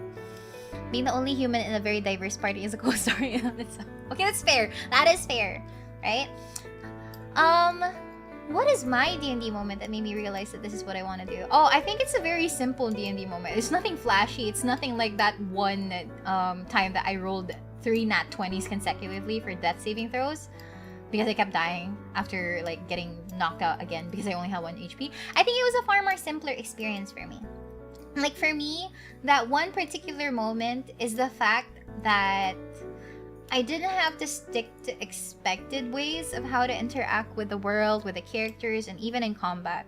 Like, I definitely felt freer in making choices as my character compared to like if I were, say, playing a visual novel. Or for purists out there, if I were reading a visual novel with choices. Right? I definitely felt like there were so many ways I could impact the world that made me realize that, okay, I kind of feel like I'm not as restricted, except by morality and like the rules of the world, right? But I really like the fact that I don't have to abide by one thing and one thing only. So it's not a magical moment. It's just that I think it was more of a moment that says like, okay, you know what? I think the fact that I can play my character however I want is in and of itself the best moment that I had. And that made me decide that, okay, I totally want to play more D&D. I want to see how far I can push my character's backstory into how they behave. And I want to see how this character can affect that particular world. I want to see how this character's choices can kind of like butterfly effect back to them. Yeah. I have very small characters. No, they're not. I haven't yet since I only played in 5 sessions in 2 campaigns. I can say that when I had to deal with a drunk cleric that worked in a morgue. It would be funny if Mirai would have to roll 20 just to prove her height. Nah, I'm not. I don't. take it as you will. Whatever my true height is. It's like Schrodinger's height. For me, it's realizing the number of spells that I can learn and like learning which to use for certain situations. Yeah, I feel that way too. Because like, sometimes there are ways that you can use a spell that is definitely abiding by the rules in the description. But then again, you can also be creative about it. And I think this kind of like goes back to... like the previous question, like how creative are you allowed to be? And I'd say that there's a lot of freedom in being able to like creatively think out of the box that makes it so fun. During our fan week campaign, I guess because of the joy of voice acting, even if I suck at it, especially during the infiltration for the syndicate people. Oh, I missed that. Are you talking about a specific campaign or like D&D? I feel like it's D&D in general. I think it's D&D in general. My first DMing experience was my moment. Hey, I have a question. When you first started D&D, were you like the DM or did you start out as a player? Because I know some people, because they couldn't find like people to DM for them, they kind of like take the helm because they have friends who also want to try D&D, but no one was willing to go through being a DM, so like sila na lang naging DM. I'm not sure. Yeah, ako kasi I started as a player, as an adventurer. I didn't start as a DM talaga. I think it took me like a year and a half before I actually started to DM. So I had a fair grasp of how the game was before I actually like stepped into the world of DMing. Hi. Welcome to the stream for the people who just joined in. We're talking about a lot of D&D stuff. I once played as a player. My first game, I was asked to make a level 15 character. That's a really wild power jump, though. Do people still use miniatures? When you're playing face-to-face, it's still a thing. It really depends, though. Like, because miniatures can be really expensive. So, it really depends. But I know some people who still do. And it's very enjoyable to watch people paint minis. I enjoyed D&D more when I started DMing too. Yeah, those are like 2 different sides to enjoyment. Like you can enjoy being a player and at the same time you can also enjoy being a DM. I feel like I've hit a perfect balance where whenever I'm DMing, I know what I'm supposed to enjoy, and at the same time when I'm a player, I know what I can enjoy. Are there people who actually start off as a DM? I think so. Like, for example, take a group of friends. It's so hard to find a DM sometimes, especially back then when it wasn't as big on Facebook, or like finding groups were a lot more difficult. So it's hard to like find someone who wants to DM for you for free. Sometimes there are paid ads. I think I've seen those in like Roll20 forums as well. And to be fair, I don't really have a problem with people who are charging for D&D games. But like, it's so hard, especially if you're just starting out, that there are some people who are willing to take the risk and like, you know what, fine, I'll be the DM for our group. I'll be the DM for our group. Sometimes it really happens. I'll definitely use my Necron mini in D&D if I get a chance. 40k fans of crime because they have another mortgage for to complete their DM. But yeah, sometimes it happens. But yeah, that's my moment. The fact that I can just play my character as I want without having to abide by, you know how like some RPGs, like JRPGs, usually they give you choices, but those choices are very limited and don't really speak to how your character actually behaves. So yeah, that was my moment. It's a very simple moment, personally speaking. It's a very simple moment. Okay. Yeah, I feel like I went off on a tangent again. I'm not surprised. I have a lot of things to say. Can I use a gunpla instead? Technically you can, but if you were using it in a combat map, it's gonna be hard because like usually the tiles are like 1 by 1 inch. I don't think the gunpla would fit unless it's like a really small mini. Yeah. The next question is like very funny. The next question is actually very funny because like you know how pag nagpa-PowerPoint ka? You know how pag nagpa-PowerPoint ka, like you have the presentation view and then you have the presenter view, so like you have a preview of what the next question is going to be, right? So this question actually made me like think a lot, and I feel like I've come up with the answer to it. I'm very excited to answer this question in particular. So let's get to it. I don't know who Kai is, but hello Kai. I don't know if you're here. If you're here, I hope you appreciate my answer, right? So here's a question: which would win, a million lions or a Tarasque? And I will bring out MS Paint for this. You guys are gonna see me MS Paint my way out of this problem. I will MS Paint my way out of this problem, my dude. Alright. Alright, here is the thing. Right? Give me a second. I will have to bring out their character sheets as well. I'm MS Painting my way out of this problem. Scribble in the dark. Thank you so much for the super chat. My money is on the Tarasque. Yeah. Okay. There we go. Where can I put you? Bakit siya baligtad? Why is my MS Paint baligtad? Weird. I know people are saying the Tarasques would win, but let me explain first. Let me rotate it. I don't know why it's baligtad in the first place. Rotate. There we go. Watch us upside down. Flips your entire computer monitor. Okay. Okay. There. I'll put that here. Right? Okay. So this is your Tarasque. I totally don't know what a Tarasque looks like. I know it has horns. Yeah, this is your Tarasque.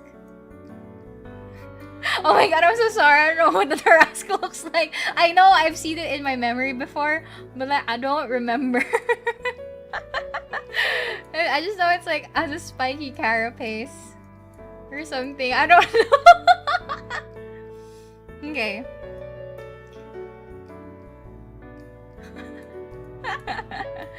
I only remember like it had a lot of horns. No, it's an adult Tarasque. It's a spiky rat lizard. Yeah, okay.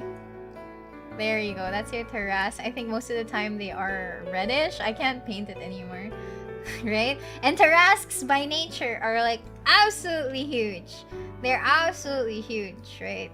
Huge. Okay, they're absolutely huge. And then we have a people lion, a small lion.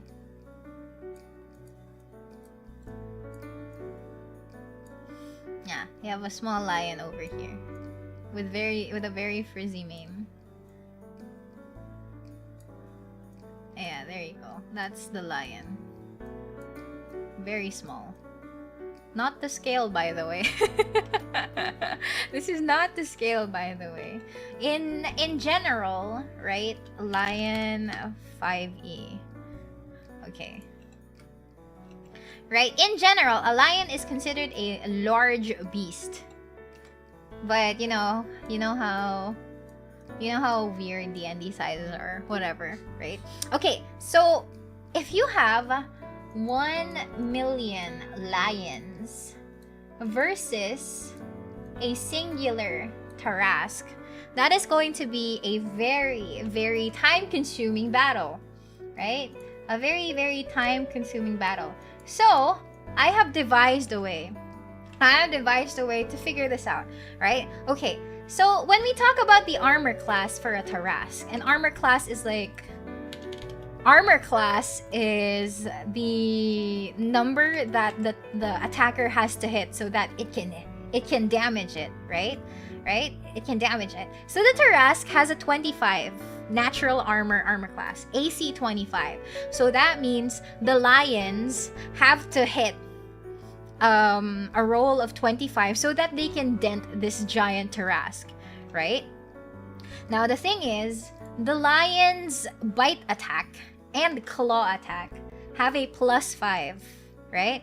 So how +5s work is that I roll a d20 and I add that modifier to decide if it can hit or not, right? So with the d20, the only chance that the lion can hit this Tarasque is by virtue of hitting a natural 20. They have to hit a natural 20, otherwise their claws, their teeth will not be able to sink into that skin, right? Right? And then you have to roll a natural 20. You have to crit, basically, so that you can hit the Tarasque. And you have a million lions who are itching to sink their teeth into that giant, funky rat lizard monster, right? So it's a 1 in 20 chance. I think that's like it's a 5% chance. It's a 5% chance to hit like to hit the Tarasque, right? It's a 5% chance. So I will bring out my calculator. I won't share the screen for the calculator anymore. But basically, a million, is it times 0.5 or divided by 0.5?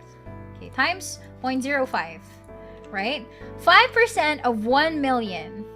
5% of 1 million is 50,000 lions. Around 50,000 lions among those 1 million lions will have a chance to sink their teeth or their claws into the Tarasque, right? And that attack in particular will deal 1d8 plus 3 damage. Okay? So like lion guy over here, 1d8 damage plus 3, right? The average, right? The average damage from a d8 will probably be average damage is like 8 damage, right? So like divided by 2 plus 1, so 5 plus 3 equals 8. Okay? If we had 50,000 lions trying to bite this Tarasque, and we're dealing with this in pure numbers, right? 50,000 times 8 is 400,000 points of damage, right? So and like 400,000 points of damage. Plus crit, exactly. If it were to crit, right?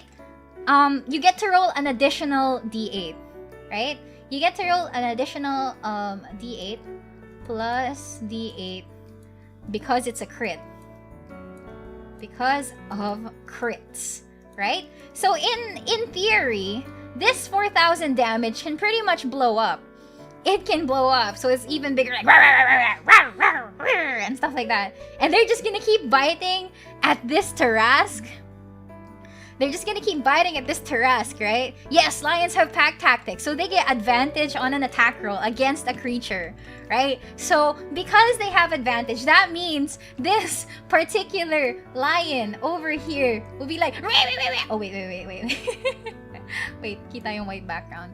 How do I make it transparent selection? Yeah, this lion over here will be like, they're gonna keep hitting this thing. They're gonna roar, and then they're gonna claw it, they're gonna bite it, they're gonna sink its teeth into its skin or scales or whatever, right?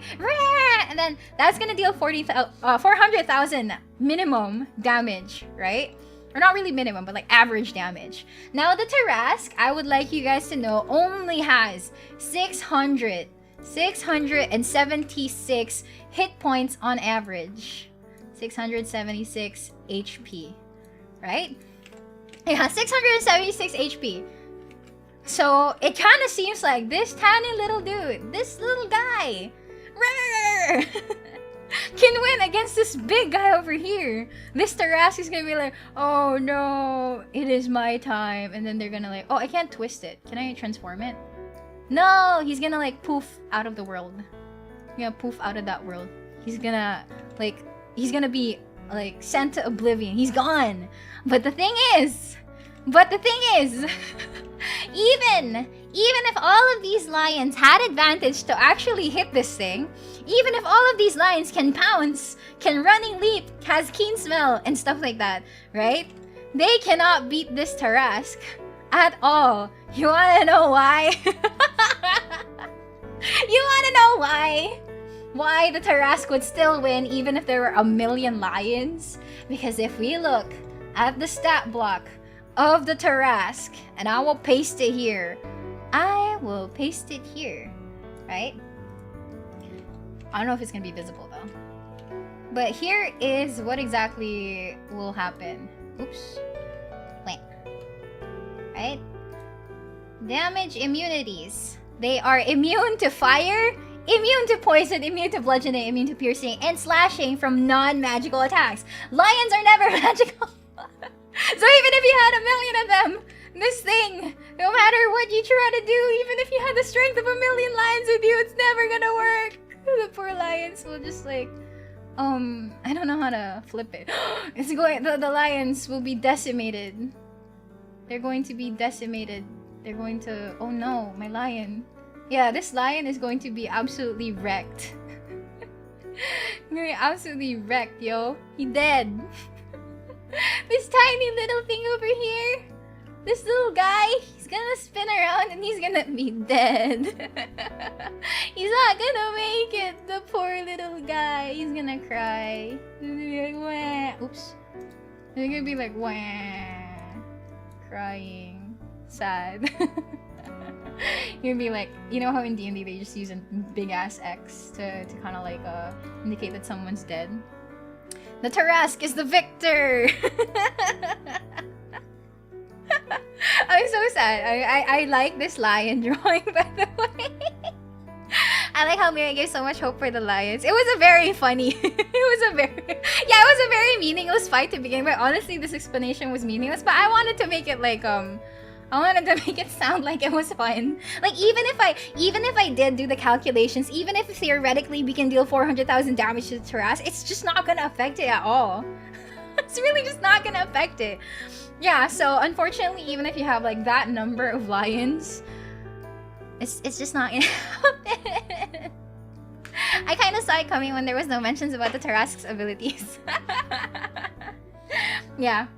I don't know, I just thought it was like, I just thought it was very funny. I just honestly thought it was very funny. So I kind of wanted to explain it like that. I was like, I did the math. Honestly speaking though, before I looked at the stat blocks, I did the theoretical calculations using a calculator and the numbers. Like I really racked my brain for like their stat blocks. But when I looked at the stat blocks, I was like, oh shit, I was using my calculator for nothing. this thing can't beat it. Ryan Berry, thank you so much for the super chat. Mufasa is crying. Anyway, I hope you guys enjoyed my pointless ramble about 1,000,000 lions versus a Tarasque. That's it. That's the peak of my D&D career. That's it. That's it. Thank you. Whew. I got so worked up over this. Crazy. Okay, ta-da! That's basically it. Do not expect anything out of me ever again. Thank you for making it entertaining. I had to build up the hope, you know? Like, puny lions! They want to beat this giant Tarasque. I have to imbue people with a false sense of hope that they might be able to succeed. And at the end of the day, their hopes will be crushed. And the world is ruined! And stuff like that. Anyway. Oh, I like this lion now, tuloy. It is so cute. I wanna save this lion picture. It's such a cute lion. There we go. I'm gonna show this, and I'm going to like make it smaller. I'm gonna keep it next to me. This is the lion, the little lion that could. Skirball, thank you so much for the super chat. Thank you so much for the super chat. Lion. Yeah, keep rolling right. There we go. I'm gonna keep this little guy as my friend. Unfortunately, I can't like clear the background, but I'll keep this little guy over here. It's the little lion that could.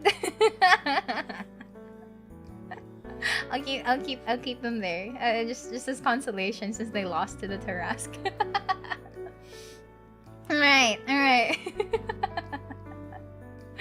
I love my small drawings. They're so cute.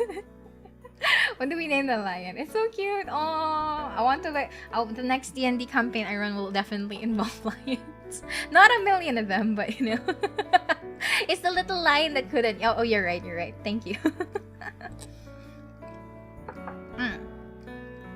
Milay. Sorry, ang baba ng kaligayahan ko. statistically, if there are a million rolls, it's probably at least 300 that would not 20. Okay, but even 300 times 8 would still be 2,400 damage. The Tarasque, in theory, could have been beaten, but it's immune to non-magical damage. Yeah.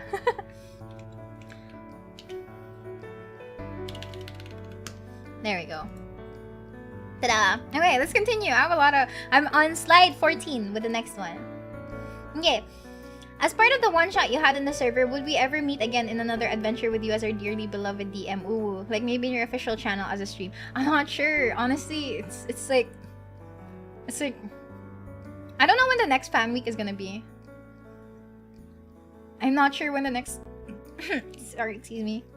I keep talking a lot and I keep getting air into my tummy and I'm burping. But yeah, I'm not sure when the next fan week is gonna be. I'm definitely going to be asking Bosu, but the current plans for now is I'm going to be preparing a campaign.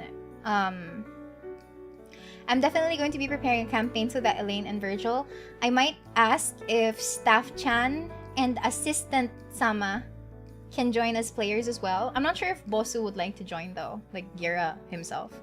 But I'm definitely going to pitch in and ask if Staff Chan and Assistant Sama can join. I'd like to have them like I have a lot of respect for assistant person. Yeah. But yeah, I'm hoping that we can have them join in. Like I've been able to interact with Miss Assistant already, and like I'm like, oh yay, she's fun. Not even Bosu gets a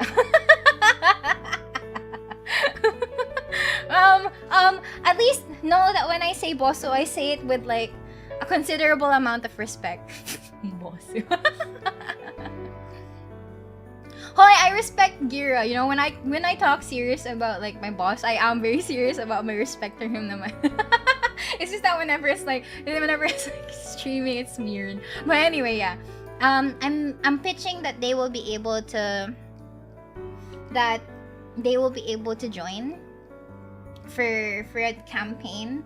Like that campaign will be set in the same world that my previous fan server players have experienced. The fan server, I don't know if they have D&D sessions outside of like me running for them during the fan week, but yeah. Hey, just know that for legal reasons, I do respect my boss. I do respect my boss. It's hard to respect Boso in public.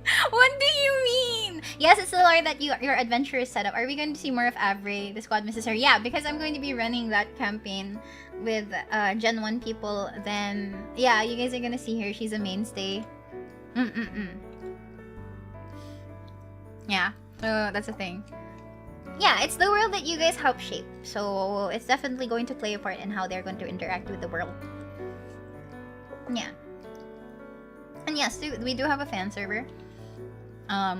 It's recognized by Cometa, but it's run by people independent of Cometa. Yeah. So if you want to look it up, I think you can still look it up somewhere. Discord.gg/CometaFans, if I remember correctly. If they're still boosted, right?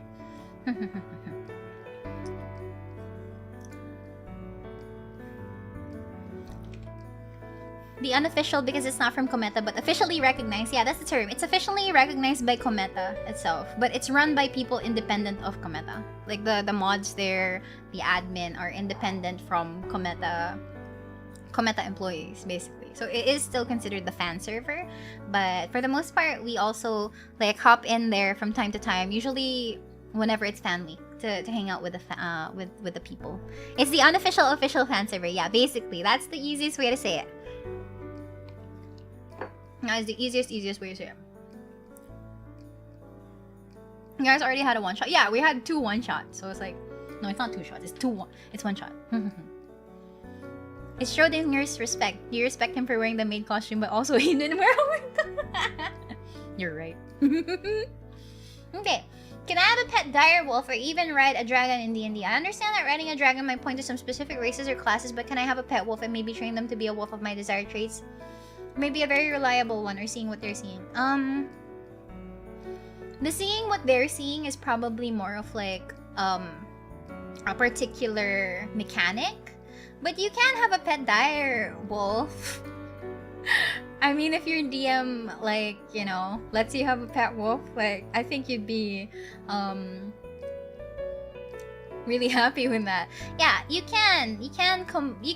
are mechanical ways to do this, like find familiar. I don't know, it's not familiar, because like familiars only have a set amount of things that they can be, right? The find familiar spell has specifics, right? Find steed, heck, does find steed include dire wolves?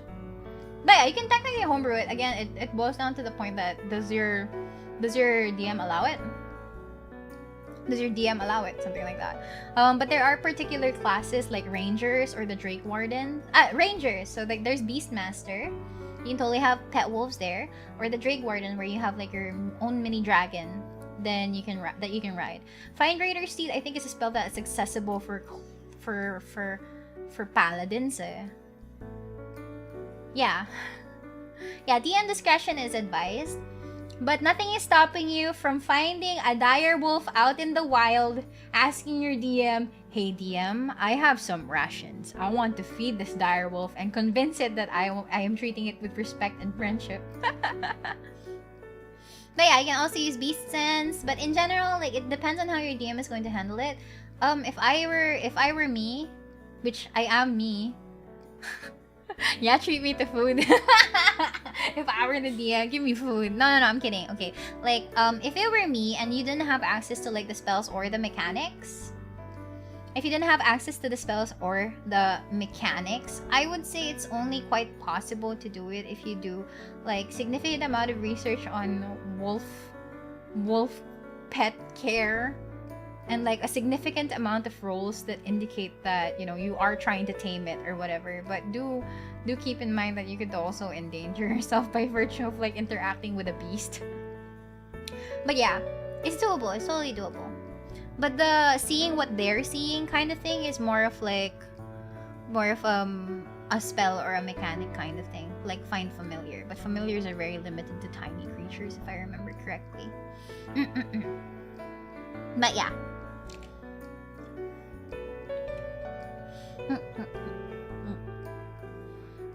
Okay, next one is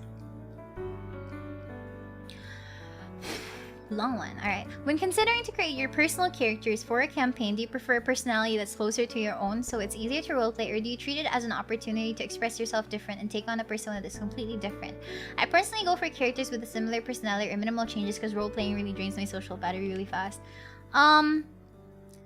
Same, to be honest. Like, I'm the kind of person that, for the most part, majority of my characters are basically just extensions of me. Like, oh, this totally reminds me of Mira because Mira behaves like this.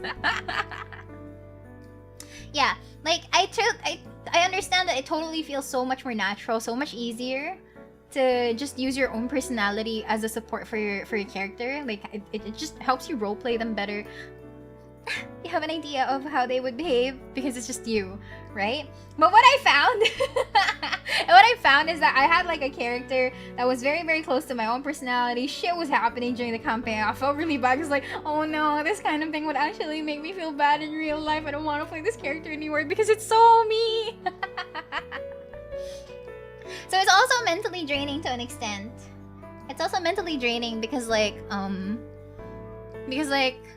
ano yun? Because it is an extension of me, I feel hurt by what's happening, because like this is how I would naturally react.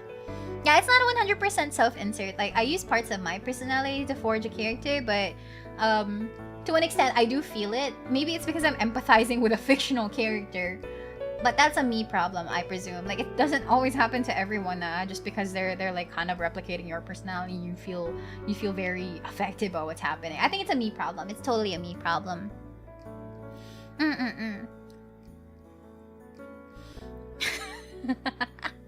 People out here role-playing the personality equivalent of a human fighter. Wow. I feel like people I play with get bored playing with me because it's just me like that. Well, that's a them issue, and I hope you manage to talk to them about it. If assuming that they do feel like that, then maybe they can voice out their concerns about it. But yeah, the craziest character concept I had was like a runaway orphan. I'm not an orphan, and I'm not running away from home, so it was definitely a lot of work for me to like figure out how I was supposed to roleplay a character like that. So I did my research, I read a lot of materials to kind of make it feel like it was realistic. So the thing is that I really had to like do my own research for things I wasn't familiar with, especially with how to roleplay it, especially with how to like handle being a particular character. Like I'm definitely not a fish out of water kind of thing, but if I were to play like what's that fishy class? I mean, what's that fishy race? Is it like, was it the Loxodons? No, Loxodons are elephants. Basta, yung fish race, I'm not a fish. So I don't know what it's like. So I had to research for my character. Not the Triton, like the legitimate, just a fish. Just a fish that can walk. Just a little fish. Yeah, Locata. Yeah, Triton is a lot more, I feel, closer to humanoid. But yeah, it's Locata. Yeah, those fish people. I'm not a fish. So it's harder for me to visualize what kind of struggles they would have. So I did my research. I'm also not a Kenku, which is like very limited in their speech patterns. So yeah. It's just difficult, I guess, because I have to like have to do additional research about it, but it can be fun to an extent. But personally, I prefer slicing off my personality and like making it into a character.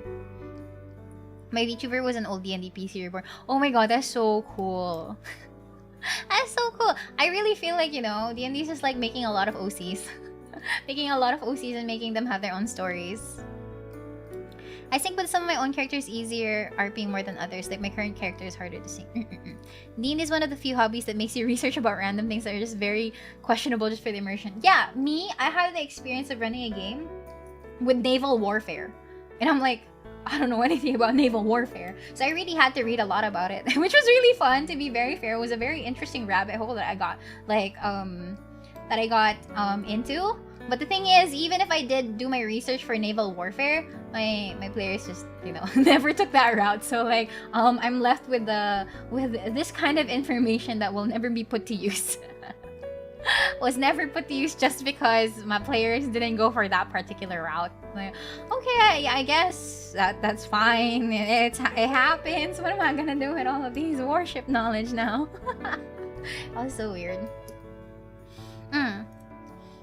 Search history is full of weird stuff, but with 5e. Yeah, for some reason, Alona, like, honestly, there's this one time that I was so used to adding 5e to my Google searches. I searched for random things, tas napapansin ko na may 5e na pala siya sa dulo. It doesn't make sense. D&D makes learning history fun. That's true. BS FTI agent probably thought, what is this girl thinking?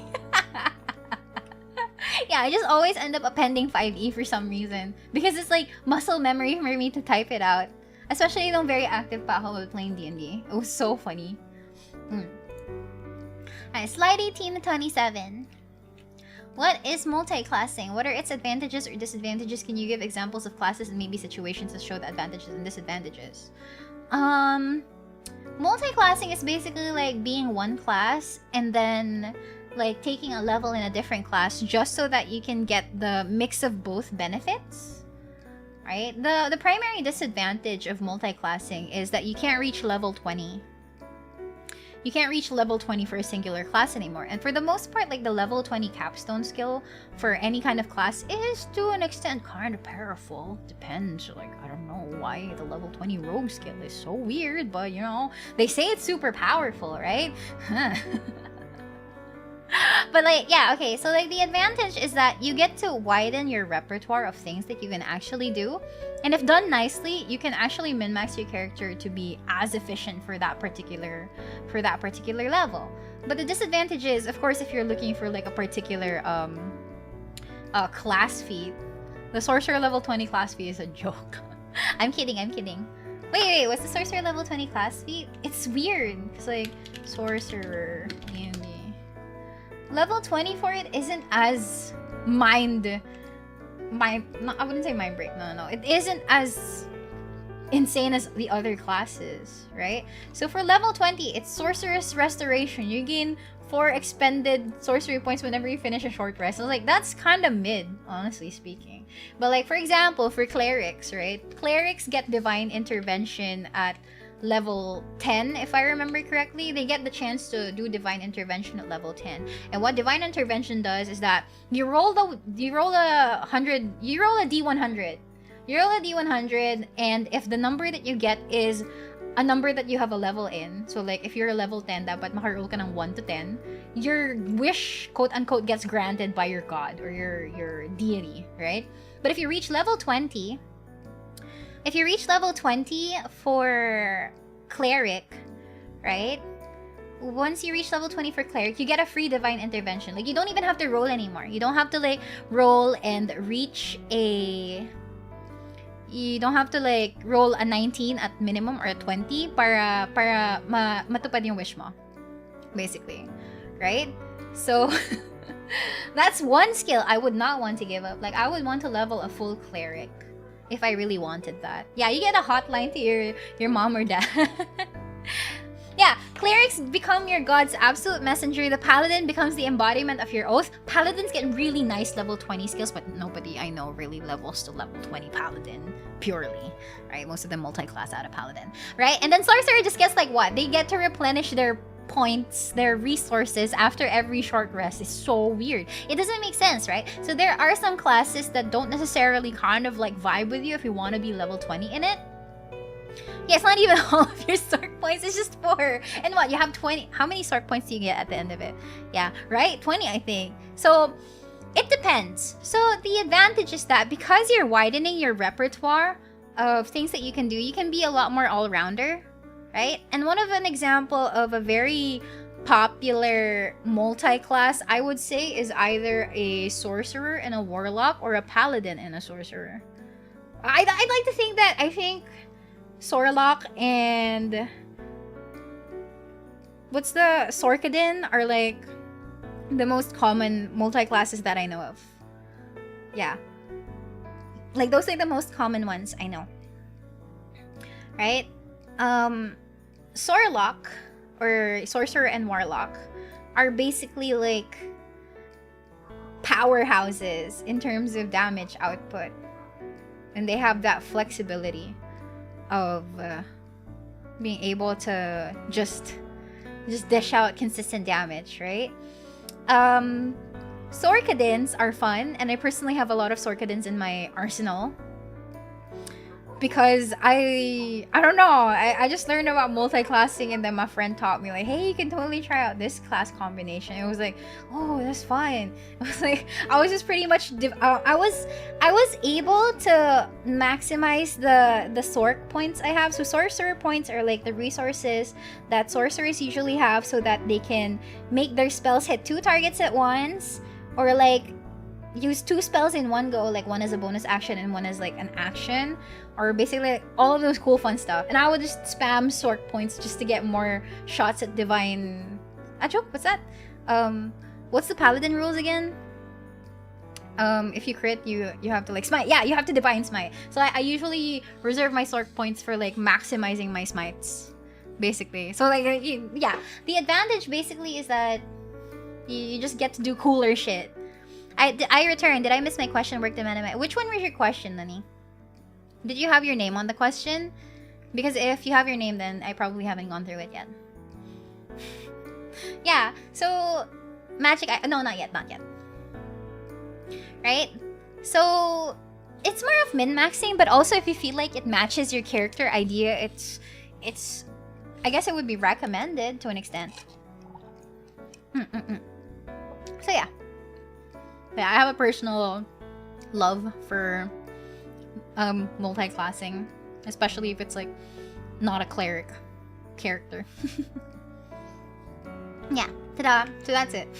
Some capstone skills are just not as impressive compared to others. So no one's really stopping you from min-maxing, but it can be really hard because there are some specific rules that you have to follow to make the min-max work.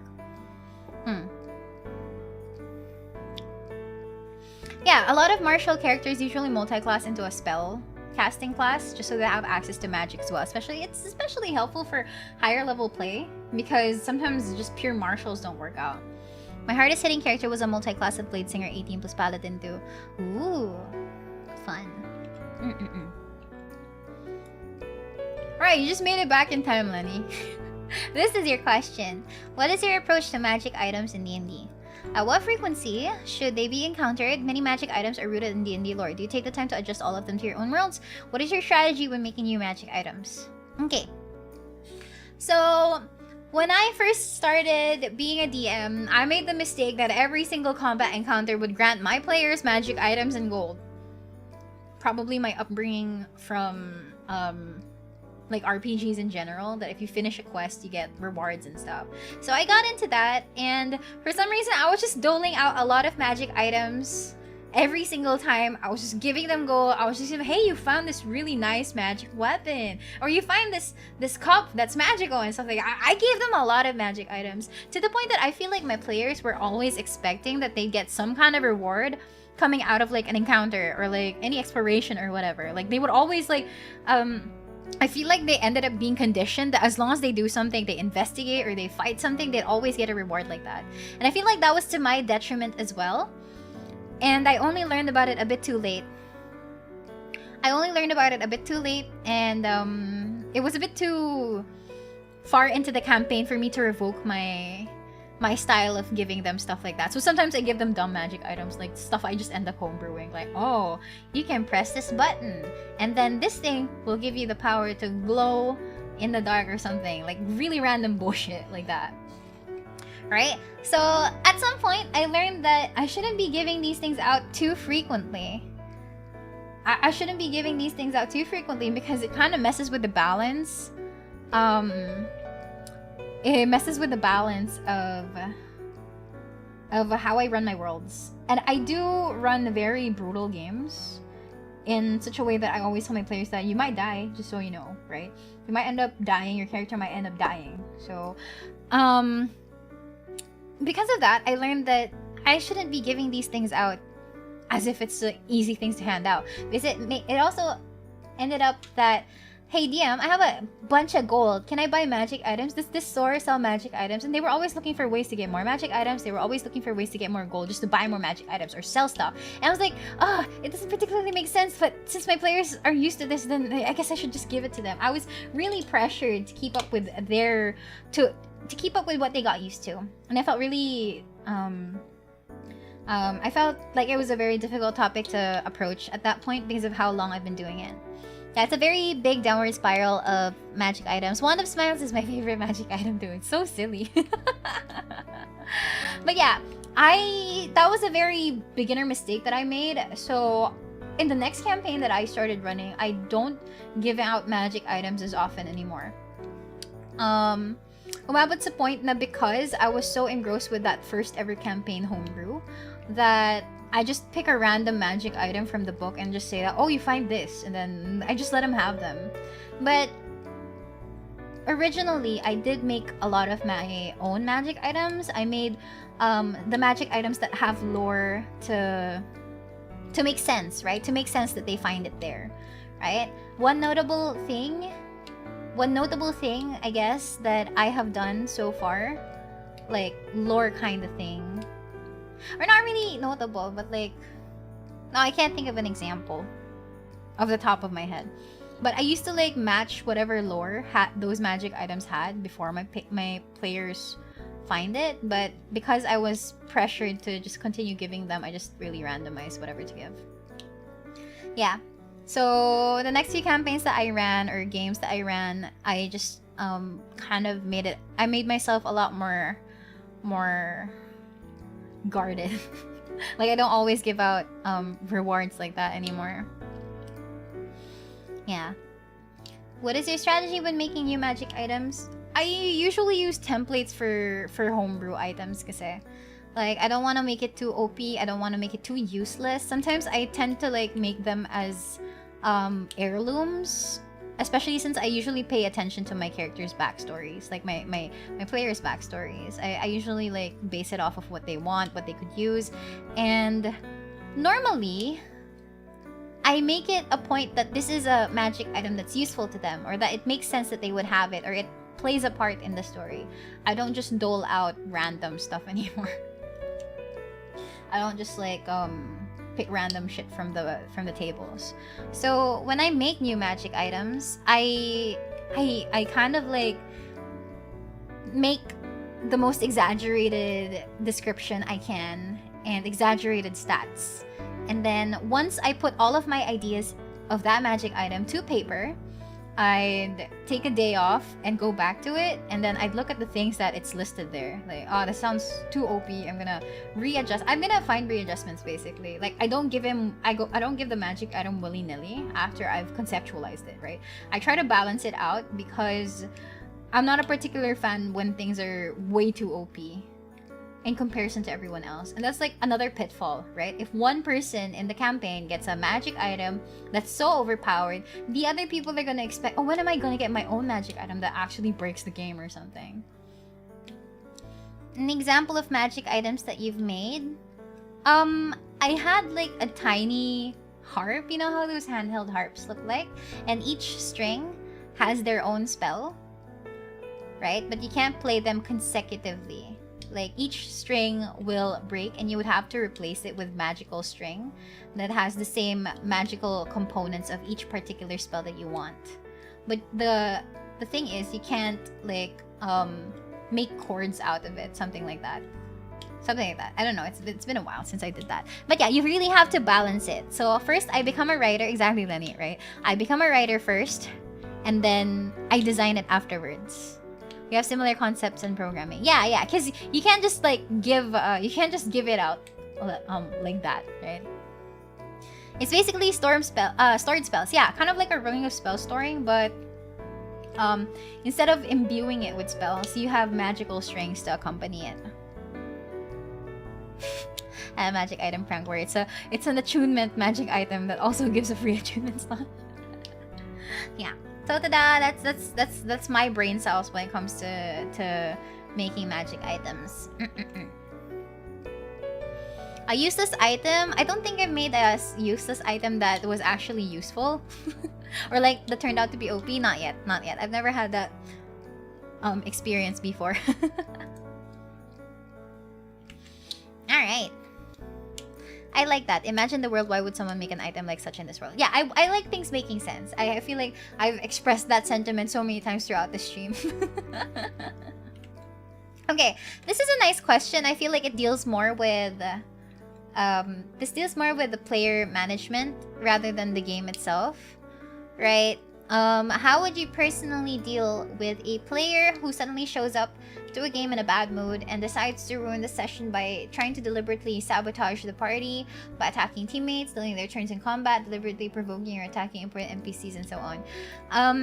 As a DM, I've tried to become very intuitive. Like, I try my very best to pay attention to things, and like I try my best to not just be passive when it comes to stuff like this, because like it's also kind of like my role as a dungeon master to ensure that everyone's having a good time, or at least like, you know, not having a rotten time at that. And because D&D is a team game, it's like it's a group game, right? Basically, it's not just you're not the only player, right? You're not just the only player. I feel like the moment that I notice that something is wrong, the moment that I notice that this is completely out of character for that character to do, and it isn't coming from anywhere that makes sense with the story and stuff like that, I think I would take some time to actually like pause the game, because like I don't want to ruin the game, not just for myself, because it probably already would have been ruined if they're derailing the story massively through stuff like this. But I also don't want to like endanger my other players as well, because all it takes is a very bad D&D game to stop people from playing it ever again, right? It only takes one bad game to make a player not come back and like, you know, either ditch the campaign or ditch the entire game entirely. Wow, entire game entirely. Wow, galing mo naman sa words, Miriam. But like, yeah, it's like it's a very difficult path to tread, basically. But I think I would set a timeout and talk it out, because like, you know, the player might be going through something. The player might be having some problems, and maybe this is their only outlet to unleash it. But I would let them know that maybe this is not the perfect outlet for you to let that kind of frustration out, because you're not the only, I'm not the only person you're affecting as a DM, but you're also affecting your other players, and it kind of sucks if you're gonna like bring them into this. So, you know, that kind of thing, because like it would honestly suck. I'm personally not the kind of DM that if the player does something shitty in game, I would get back at them in game. Like, for example, if a player was metagaming or something, or like they're deliberately attacking their party members or sabotaging it, I wouldn't like punish them. I wouldn't punish them by punishing their in-game character, because that just doesn't make sense. It doesn't make sense that you're punishing them for something that they're doing IRL. Right? Like, if I think you're a shitty person, I'll let out my frustrations out on your character. Right? It doesn't make sense to do it. Yeah, exactly. It's a bad idea if it's an OOC problem and then you're trying to quote-unquote solve it, or like put some solutions to it in character. Like, that's not going to translate directly onto the person itself, right? They're just gonna think you're shitting on them or whatever. And that's not the kind of like experience I would ever want to have, whether as a player or as a DM.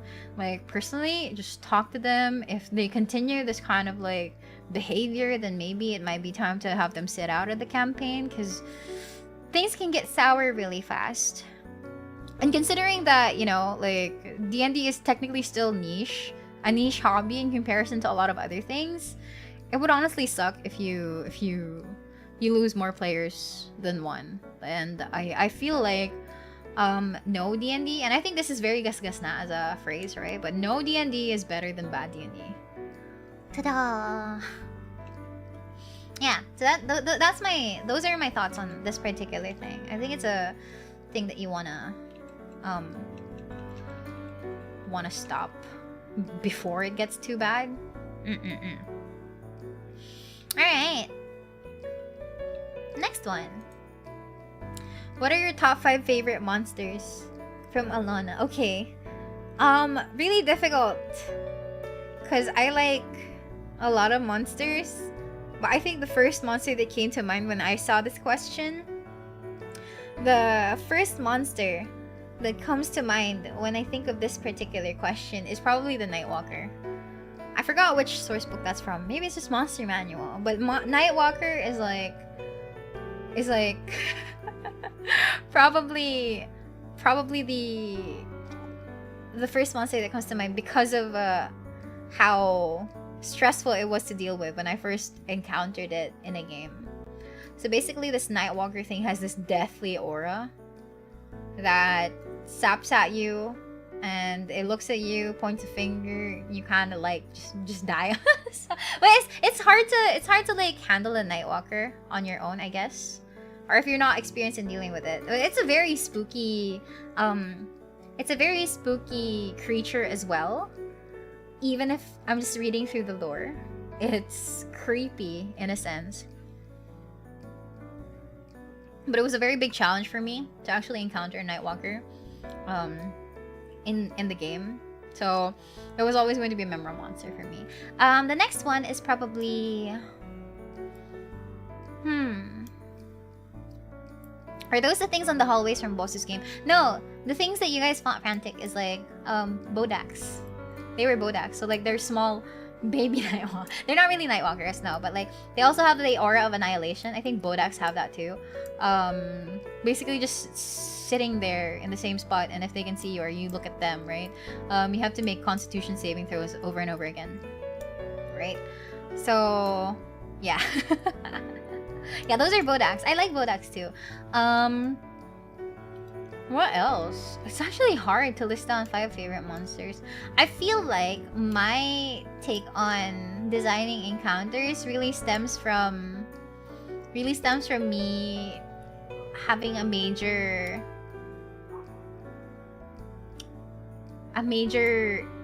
experience with what's that? The one where you descend into hell. That adventure? Descent into Avernus, yeah. So most of my experience with D&D monsters really come from that particular adventure set. Yeah, Descent into Avernus. So most of the monsters I like usually come from there, except for like the Bodaks and the Nightwalkers. Yeah. Mga devil. Yeah. Fiends in general. Tama ba? Avernus is fiends, right? Devils? We're not dealing with demons there, because demons are from the abyss. I think, yeah. Like, it's in D&D that I learned about the difference between devils and demons. And people are very particular about which one you're referring to. They're very, very particular about which one you're referring to. So, yeah. There is a difference, yeah. Devils are lawful evil, and demons are chaotic evil, if I remember correctly. Bone devils are fun. I love bone devils. Oh my god, they're like really funky little guys. They're not really little guys, but you know, they're funky little guys. Oh, I also have a particular favorite out of will-o-wisps. Tama ba will-o-wisps yung tawagan? Will-o-the-wisps 5e. Yeah, will-o-wisps, right? Will-o-wisps are like very low-level creatures that I really like. They're just like challenge rating 2. They're CR2. They only have 22 hit points, but they're so hard to hit, especially for low-level characters, because like it's AC 19, so you have to roll in a 19 or higher to actually hit it. It has damage immunities. It has damage resistances for like a CR2 character. Plus, if it ever ends up knocking out a character, they're just dead. Right? The moment that a will-o-wisp kind of like hits your character to 0, you're just dead. You're dead. Haha, no more life for you. You can't be revived anymore unless you have Revivify. Yeah, you just lose your life basically. You don't have to roll death saving throws. You're just dead. Yeah, I also happen to have a love-hate relationship with Mind Flayers. Because like it was so pesky dealing with Mind Blasts. Because like out of all of the saving throws in D&D, I feel like it's so freaking rare to actually succeed an int save, like an intelligence saving throw, right? It's so pesky because it's so not likely for you to pick an int-based character like wizards. And dati nung hindi pa parang popular yung artificers, or like artificers weren't part of like the main game yet before they were introduced. Wizards were the only intelligence class that you had, right? In main game, right? So not a lot of people pick wizards because they're so squishy, because they're very I don't know, like squishy. Because they're squishy, right? So people would always like try to fulfill the fantasy character archetype by trying like paladins or fighters or something, or like clerics or warlocks and stuff like that, right? So int saves are so freaking rare, but when you actually end up facing an int save, it's so fucking brutal, because like it's so hard to pass them. Sometimes they incapacitate you, they stun you, and then you're like out in the open. Okay, so like here's the thing with Mind Flayers, right? The Mind Flayer has this skill. It's Mind Blast, and it's a skill that they can replenish every single turn as long as they roll a 5 or a 6 on a d6, right? And if you get, right? Yes, my very high fantasy dream of being a human fighter. Yeah. Okay, so like if you fail this Mind Blast, right, you are stunned. You cannot do pretty much anything. You can't do anything at all when you are stunned after this Mind Blast. And when your turn arrives on the turn order, you have to roll another int saving throw just to get out of it. But because int saves are so hard to pass, because mostly people don't really take proficiencies in int stuff, you can be stunned for a very, very, very, very absolutely hell of a long time.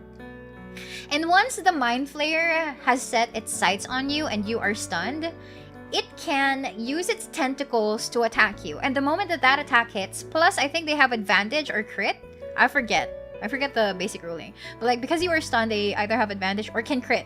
That attack will almost always like pretty much just hit you. I think it's advantage. Too OP if it's a crit. But yeah, they will have advantage to attack you because you're stunned.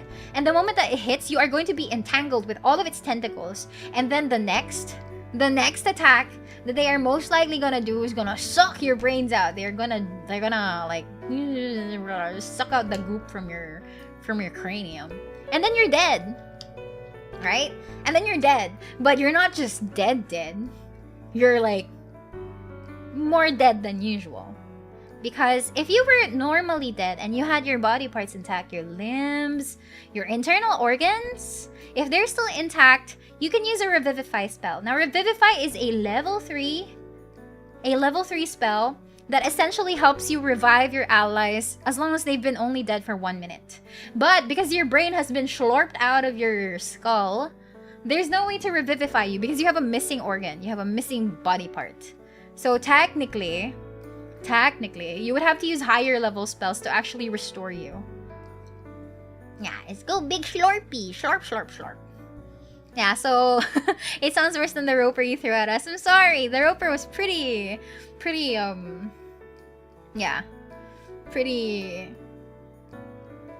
brutal, I guess, for level 2s. Or level 5s, I don't know.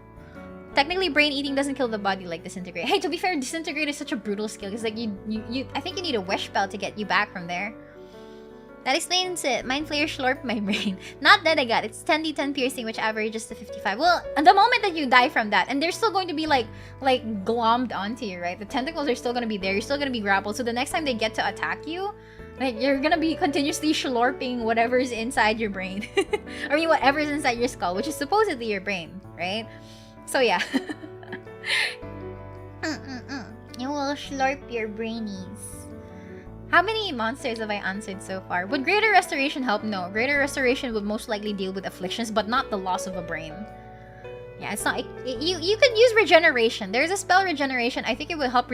I'm not sure if Regeneration can be used for internal organs, though, because as much as I remember, the spell only talks about limbs, but I could be wrong. I'm not reading this spell description. But yeah. Ta-da! Favorite monsters. I like eldritch entities, basically. I like yeah.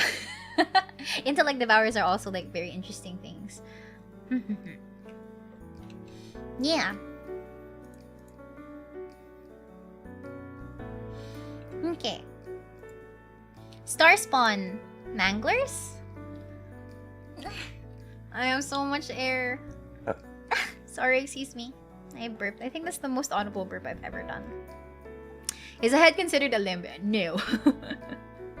Only in D&D does Mira speak in 100 kilos to kilometers per hour. Yeah.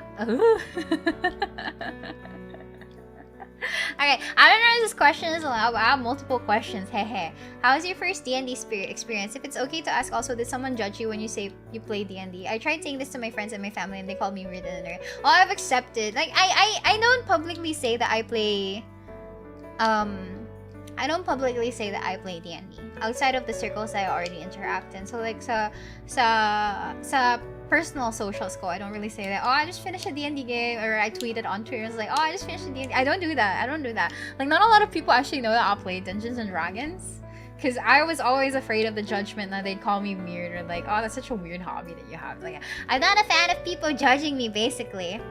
Right? I'm not a fan of it. But, I was able to find communities where I felt welcome. It doesn't particularly even if... Although, to be fair, my family would never call me a nerd. Because, like, I'm just gonna fire back. You guys are nerds, too. You play D&D, too, Dad. You guys are nerds. You guys are weird. So, like, I don't think I would face any kind of bullying from my family. But I guess from, like, my normal friends. Normal friends. But, like, I guess for like... just regular friends, they probably wouldn't understand how I find something like this fun. But my first D&D experience was very confusing. But I had a lot of fun because I was in an event that was pretty much just like geared towards or catered towards like newbies.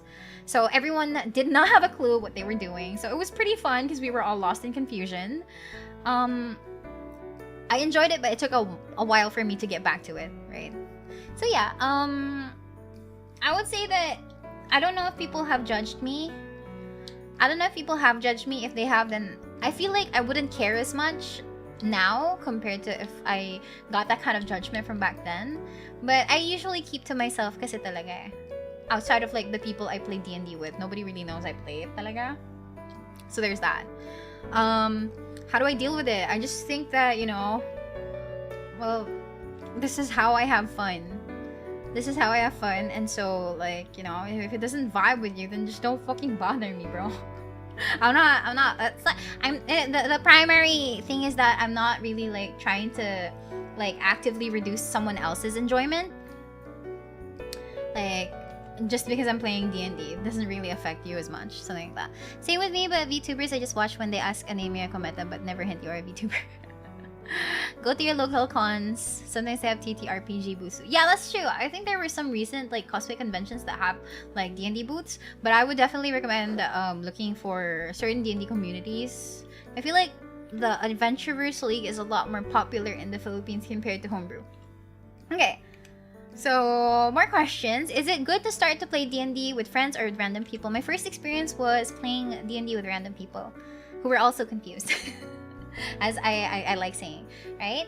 But personally, it's always going to be so much easier if you're with friends, because at least you know these people to an extent and they are relatively interested in the same thing that you want to do. And at least you might be a lot more comfortable like trying to roleplay with them, because at least you might feel a little shy, but it's not compared to the shyness or embarrassment that you would feel if you were with random people instead. But I think it's also a learning experience to be able to play with random people, because you kind of can make lasting friendships with random people. I know that happened to me because I didn't know anyone from my first ever D&D campaign that I was a player. But they, even if I'm not like playing with them anymore, I sat out of that party.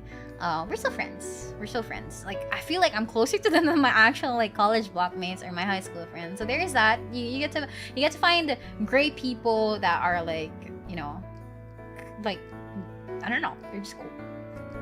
Is there a recommended race or class when starting on D&D?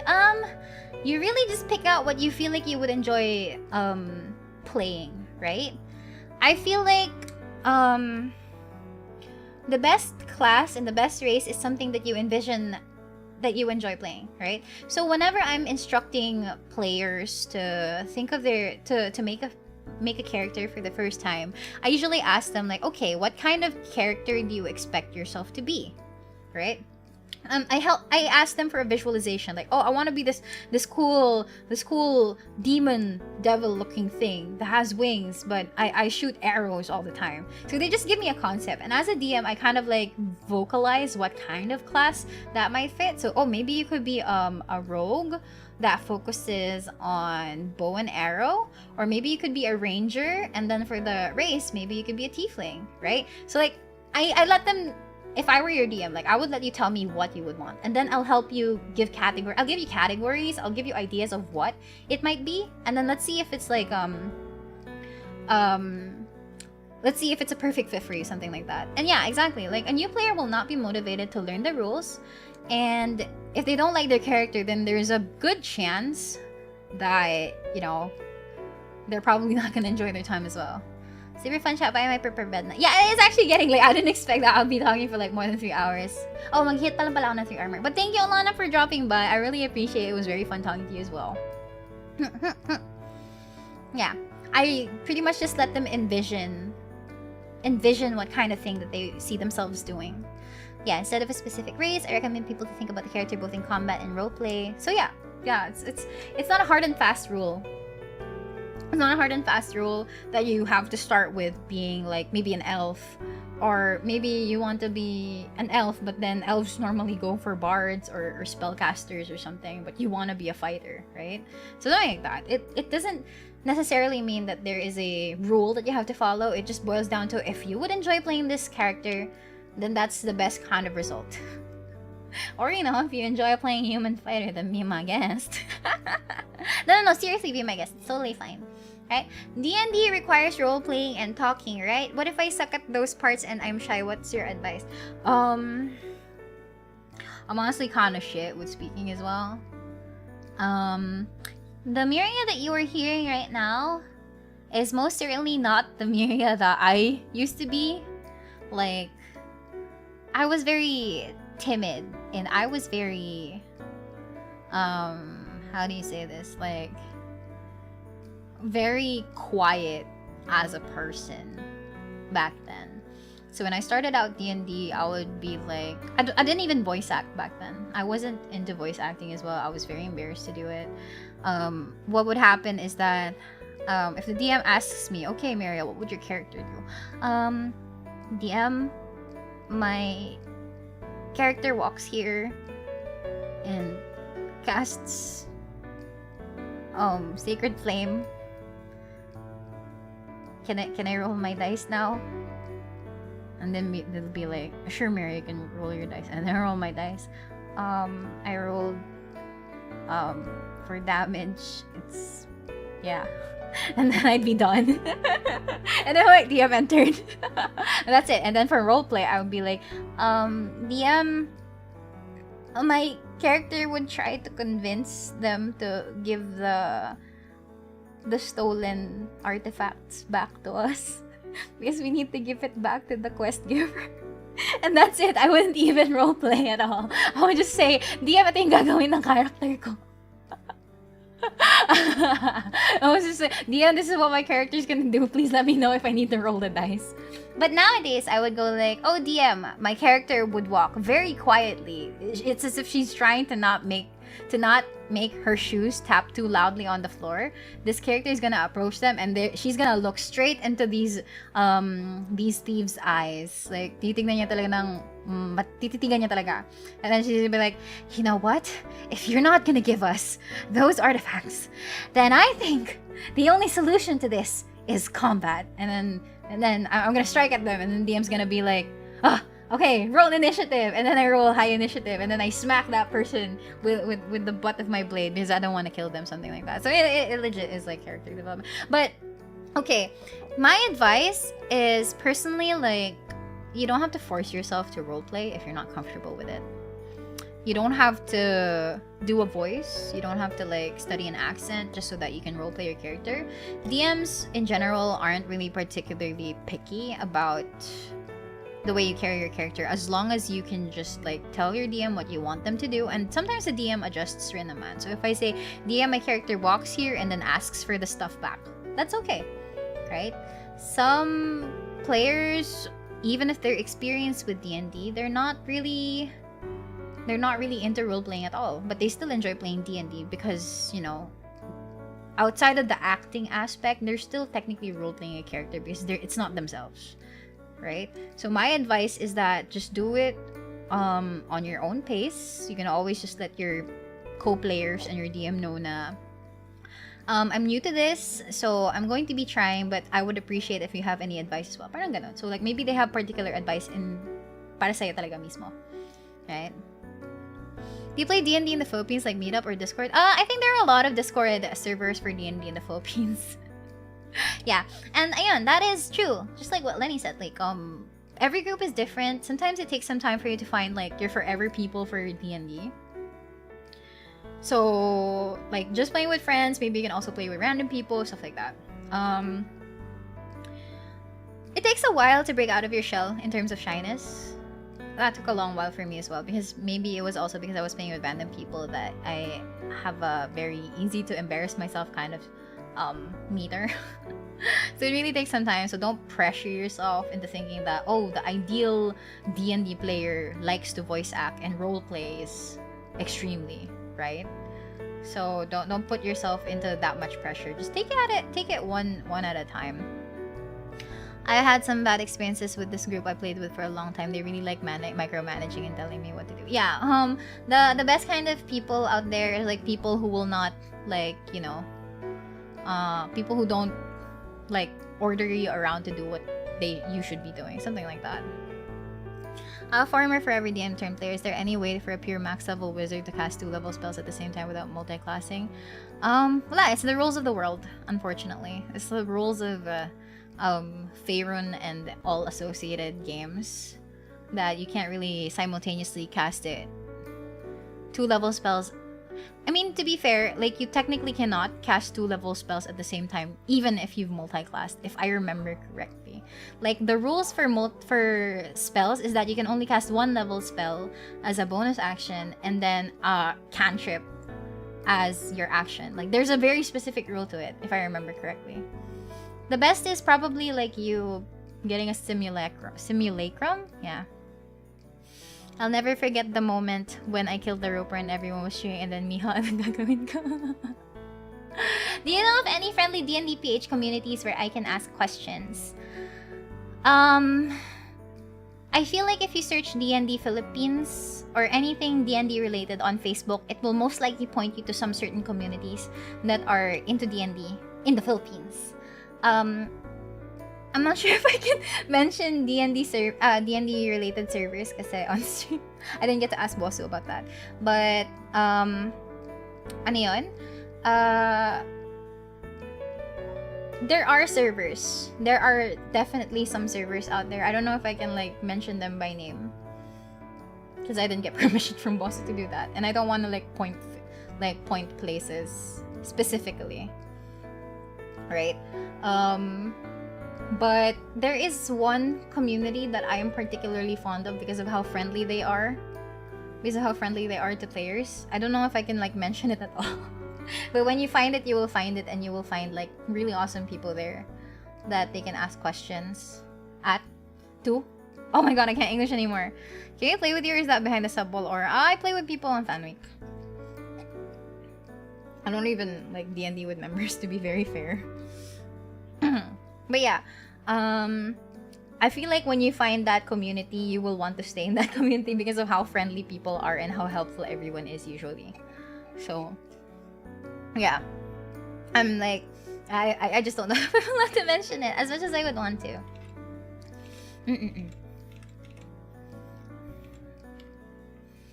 Okay. I'm slide 24, but I don't know if like there are more questions that got added after. Oh my god, wait lang. Okay, just one new question. Okay. Yeah. Alright, next question is, hey Maria, I hope you're having a nice day. I've been playing D&D for 4 years now. The first time was a normal 5e session when I played an Orc Barbarian. And second time, which was the longest campaign, I played a half-elf bard.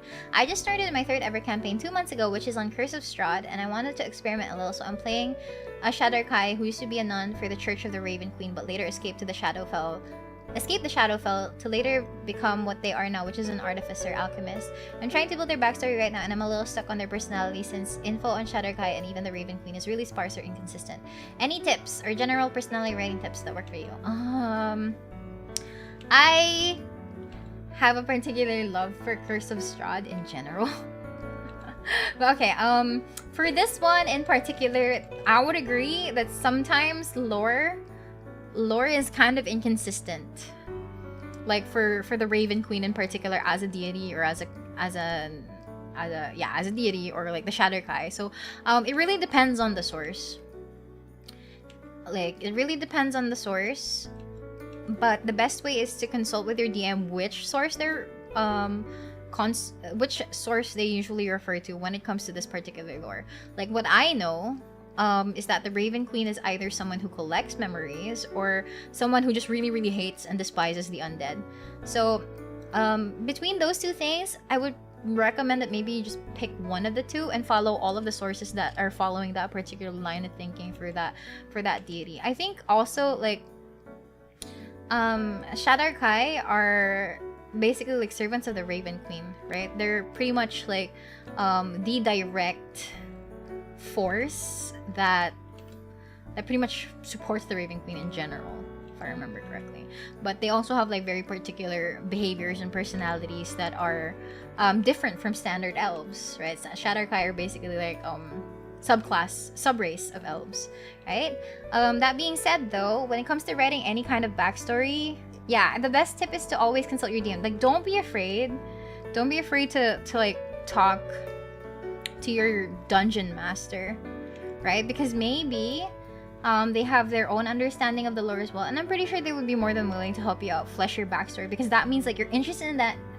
Well, you asking the dungeon master kind of indicates that you're interested in making your character belong more to the world that you're playing in. It shows that you're interested in the game, and it shows that you wanna kind of like make it an interesting experience, not just for yourself but also for your dungeon master who's going to be running the game for you, right?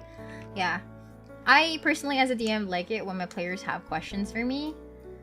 I rarely get no questions at all, which makes me like, those instances would make me sad. But I like it better when like the players are integrating their characters towards the world that I'm running, right? Yeah. So when it comes to writing those kinds of things, like, you know, you might also want to like show your backstory to your DM so that they can check if there's any kind of conflict, because any kind of conflict might need to be rewritten or something. For general personality writing tips, regardless if you're new or if you're experienced in writing character personalities, like, it's totally okay with like looking for existing archetypes or even characters and adding your own twists to make it like individualized or something. Like, if you have difficulty making things from scratch, you can always like share ideas, right? You can always like look for ideas out there and see how you can make it work for your own, and see if it's like it's a personality that you feel like you would vibe with. It's really encouraging for players to ask questions. Yeah, it's fun, right?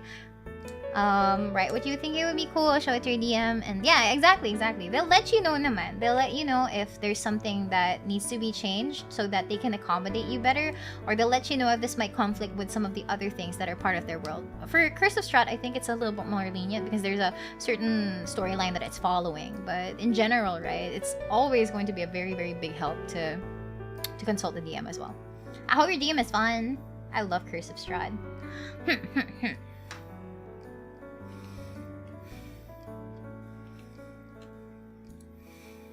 Alright. My friend just invited me to join his Critical Role Tal'Dorei campaign that he's DMing, and he just sent me a bunch of PDFs of it, and it's been really overwhelming, especially since it's my second time ever. How do you read giant blocks of text from D&D books to prep for a campaign? How do you take notes? I would assume that you are being a player here. Right? So, in this case, I would say, right, you don't have to read every single line of that PDF. Like, personally, it's very overwhelming to read giant chunks of text and expect that the next day you're ready to be a player. Because that's just like too many. That's information overload, basically, and nobody ever plays good with info overload, especially if they haven't really processed it. So no, you don't have to read like massive blocks of text from the books just to prep for a campaign, right? If anything, I feel like, no offense to the DM, I suppose, but like maybe you can ask your DM if there is a more condensed selection of things, because like a bunch of PDFs is really hard to manage, right? A bunch of PDFs are really hard to manage, but there are things that you will naturally you would naturally learn as you play, especially if it's like a world document. But at the same time, the only things that you might need to know are the general idea of what the world is about, right? And in particular, Tal'Dorei has like or like the Critical Role stuff has very specific stuff naman that you might need to read up on, but it's not required that you remember every single thing, right? If anything, the best things to read up on for starting a campaign is basically like character creation. If there are some rules or restrictions, like maybe there are classes that are only available for this particular campaign, then just read what applies to your character. And after you've made your character, maybe there are some mechanics that you need to know about, so just look for the mechanics that are relevant. I think it's better to just read things if it's relevant in advance. Tapos, like, hindi ka naman siguro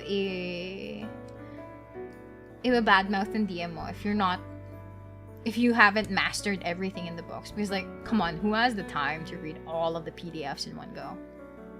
Yeah, you can just control F the thing, right? You can just control F the thing if there's, like, a specific thing that you're looking for.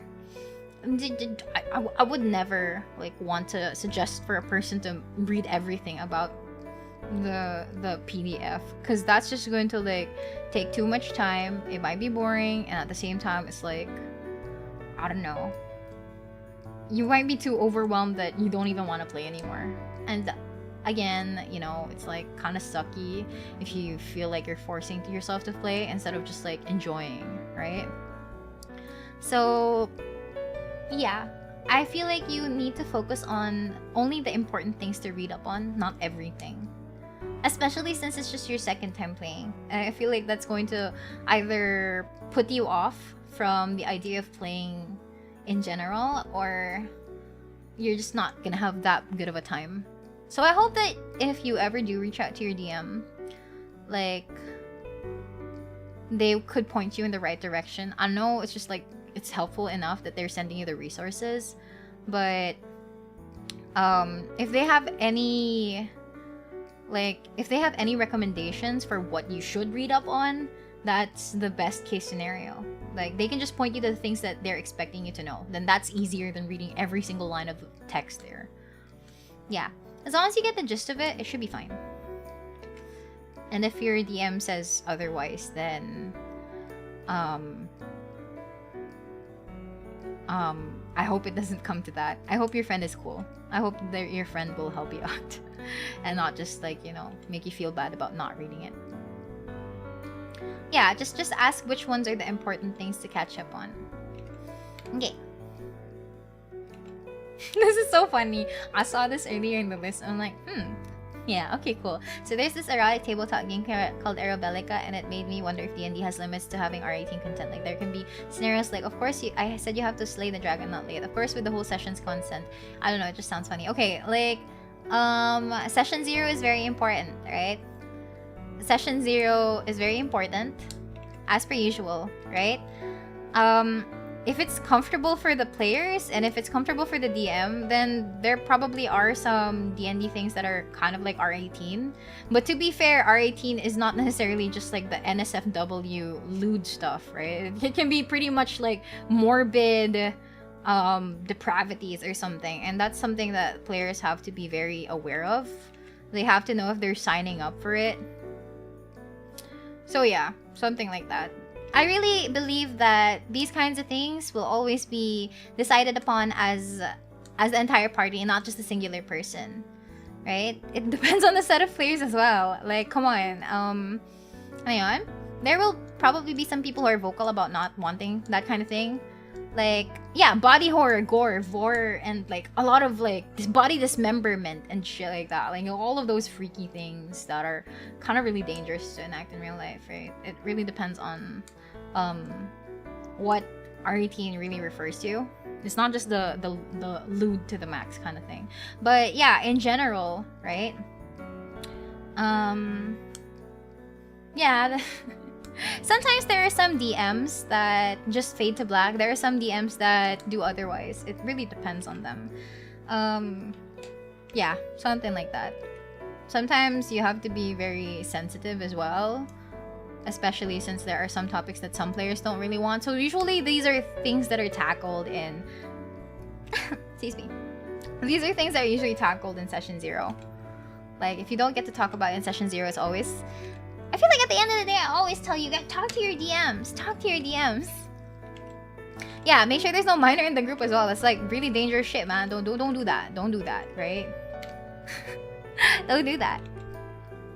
But yeah, my single key piece of advice is to finger guns, you know, like, talk to your DM. I swear they will probably like answer it more ano yun? More gracefully than I usually am when handling things. How long will this stream last? I'm technically on the last question on the slide in the PowerPoint, but there's still another question that I have that just got submitted recently. But yeah. What resource material did you get you use or was exposed to get you started on D&D? And do you have any recommendations for such things? No, not part 2. I just got an additional one piece question. Right. The first material that I got started on with D&D was like the SRD, which is like the free set of the rules. The free set of the rules. So those were very limited with the contents that it had, but it's not intimidating, at least, because it's just like basically the player's handbook minus a lot of the other stuff there. And I think it's pretty much the only resource that you really need to have to get started with playing D&D in general. Other such like things online or IRL. The hobby store that I always go to is pretty much just neutral grounds. Sometimes Fully Booked carries like the source books and stuff. So there's that. Sometimes they also have like really cool DMing gear like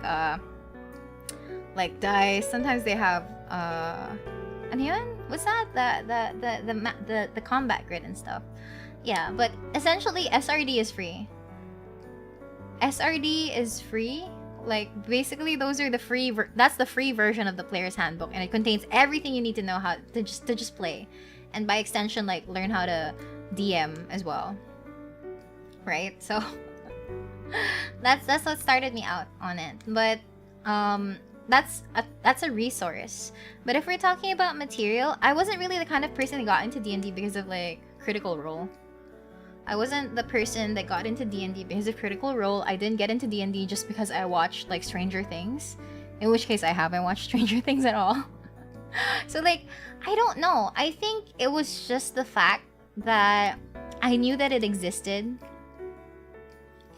Like, I knew that it existed and it was something I wanted to try, but there wasn't really any driving force that made me want to really try it. Like, I know some people got into D&D because of Stranger Things. I know some people got into D&D just because they watched like episodes of Critical Role's campaigns.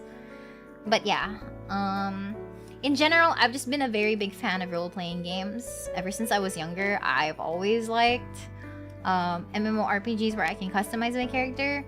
And being able to do that even like IRL was enticing to me. But nowadays, like nowadays there are so many D&D resources that you can find now. Like a lot of like campaigns are being streamed on Twitch, on YouTube. Sometimes they're just uploaded onto like YouTube itself, right? And it's so much easier to get into D&D nowadays, to be honest. Like back then it's going to be like just like scrimps of material that you can get into, but now it's like it's so easy, in particular because everyone's getting into it. I wouldn't say that it's like mainstream at this point, but it's getting better to an extent. So much easier to find people who like D&D now. Yeah, it would be nice if people checked out other tabletop RPGs as well. Yeah, definitely. Yeah, so... But yeah, my go-to hobby store is probably like Neutral Grounds. It's pretty standard. I know Neutral Grounds also carries like a lot of board games, and I like board games as well. So... yeah. And yeah, it's Elaine's birthday. It's Feb 10. You guys go greet her. You guys go greet Elaine. Yeah. Tweet her.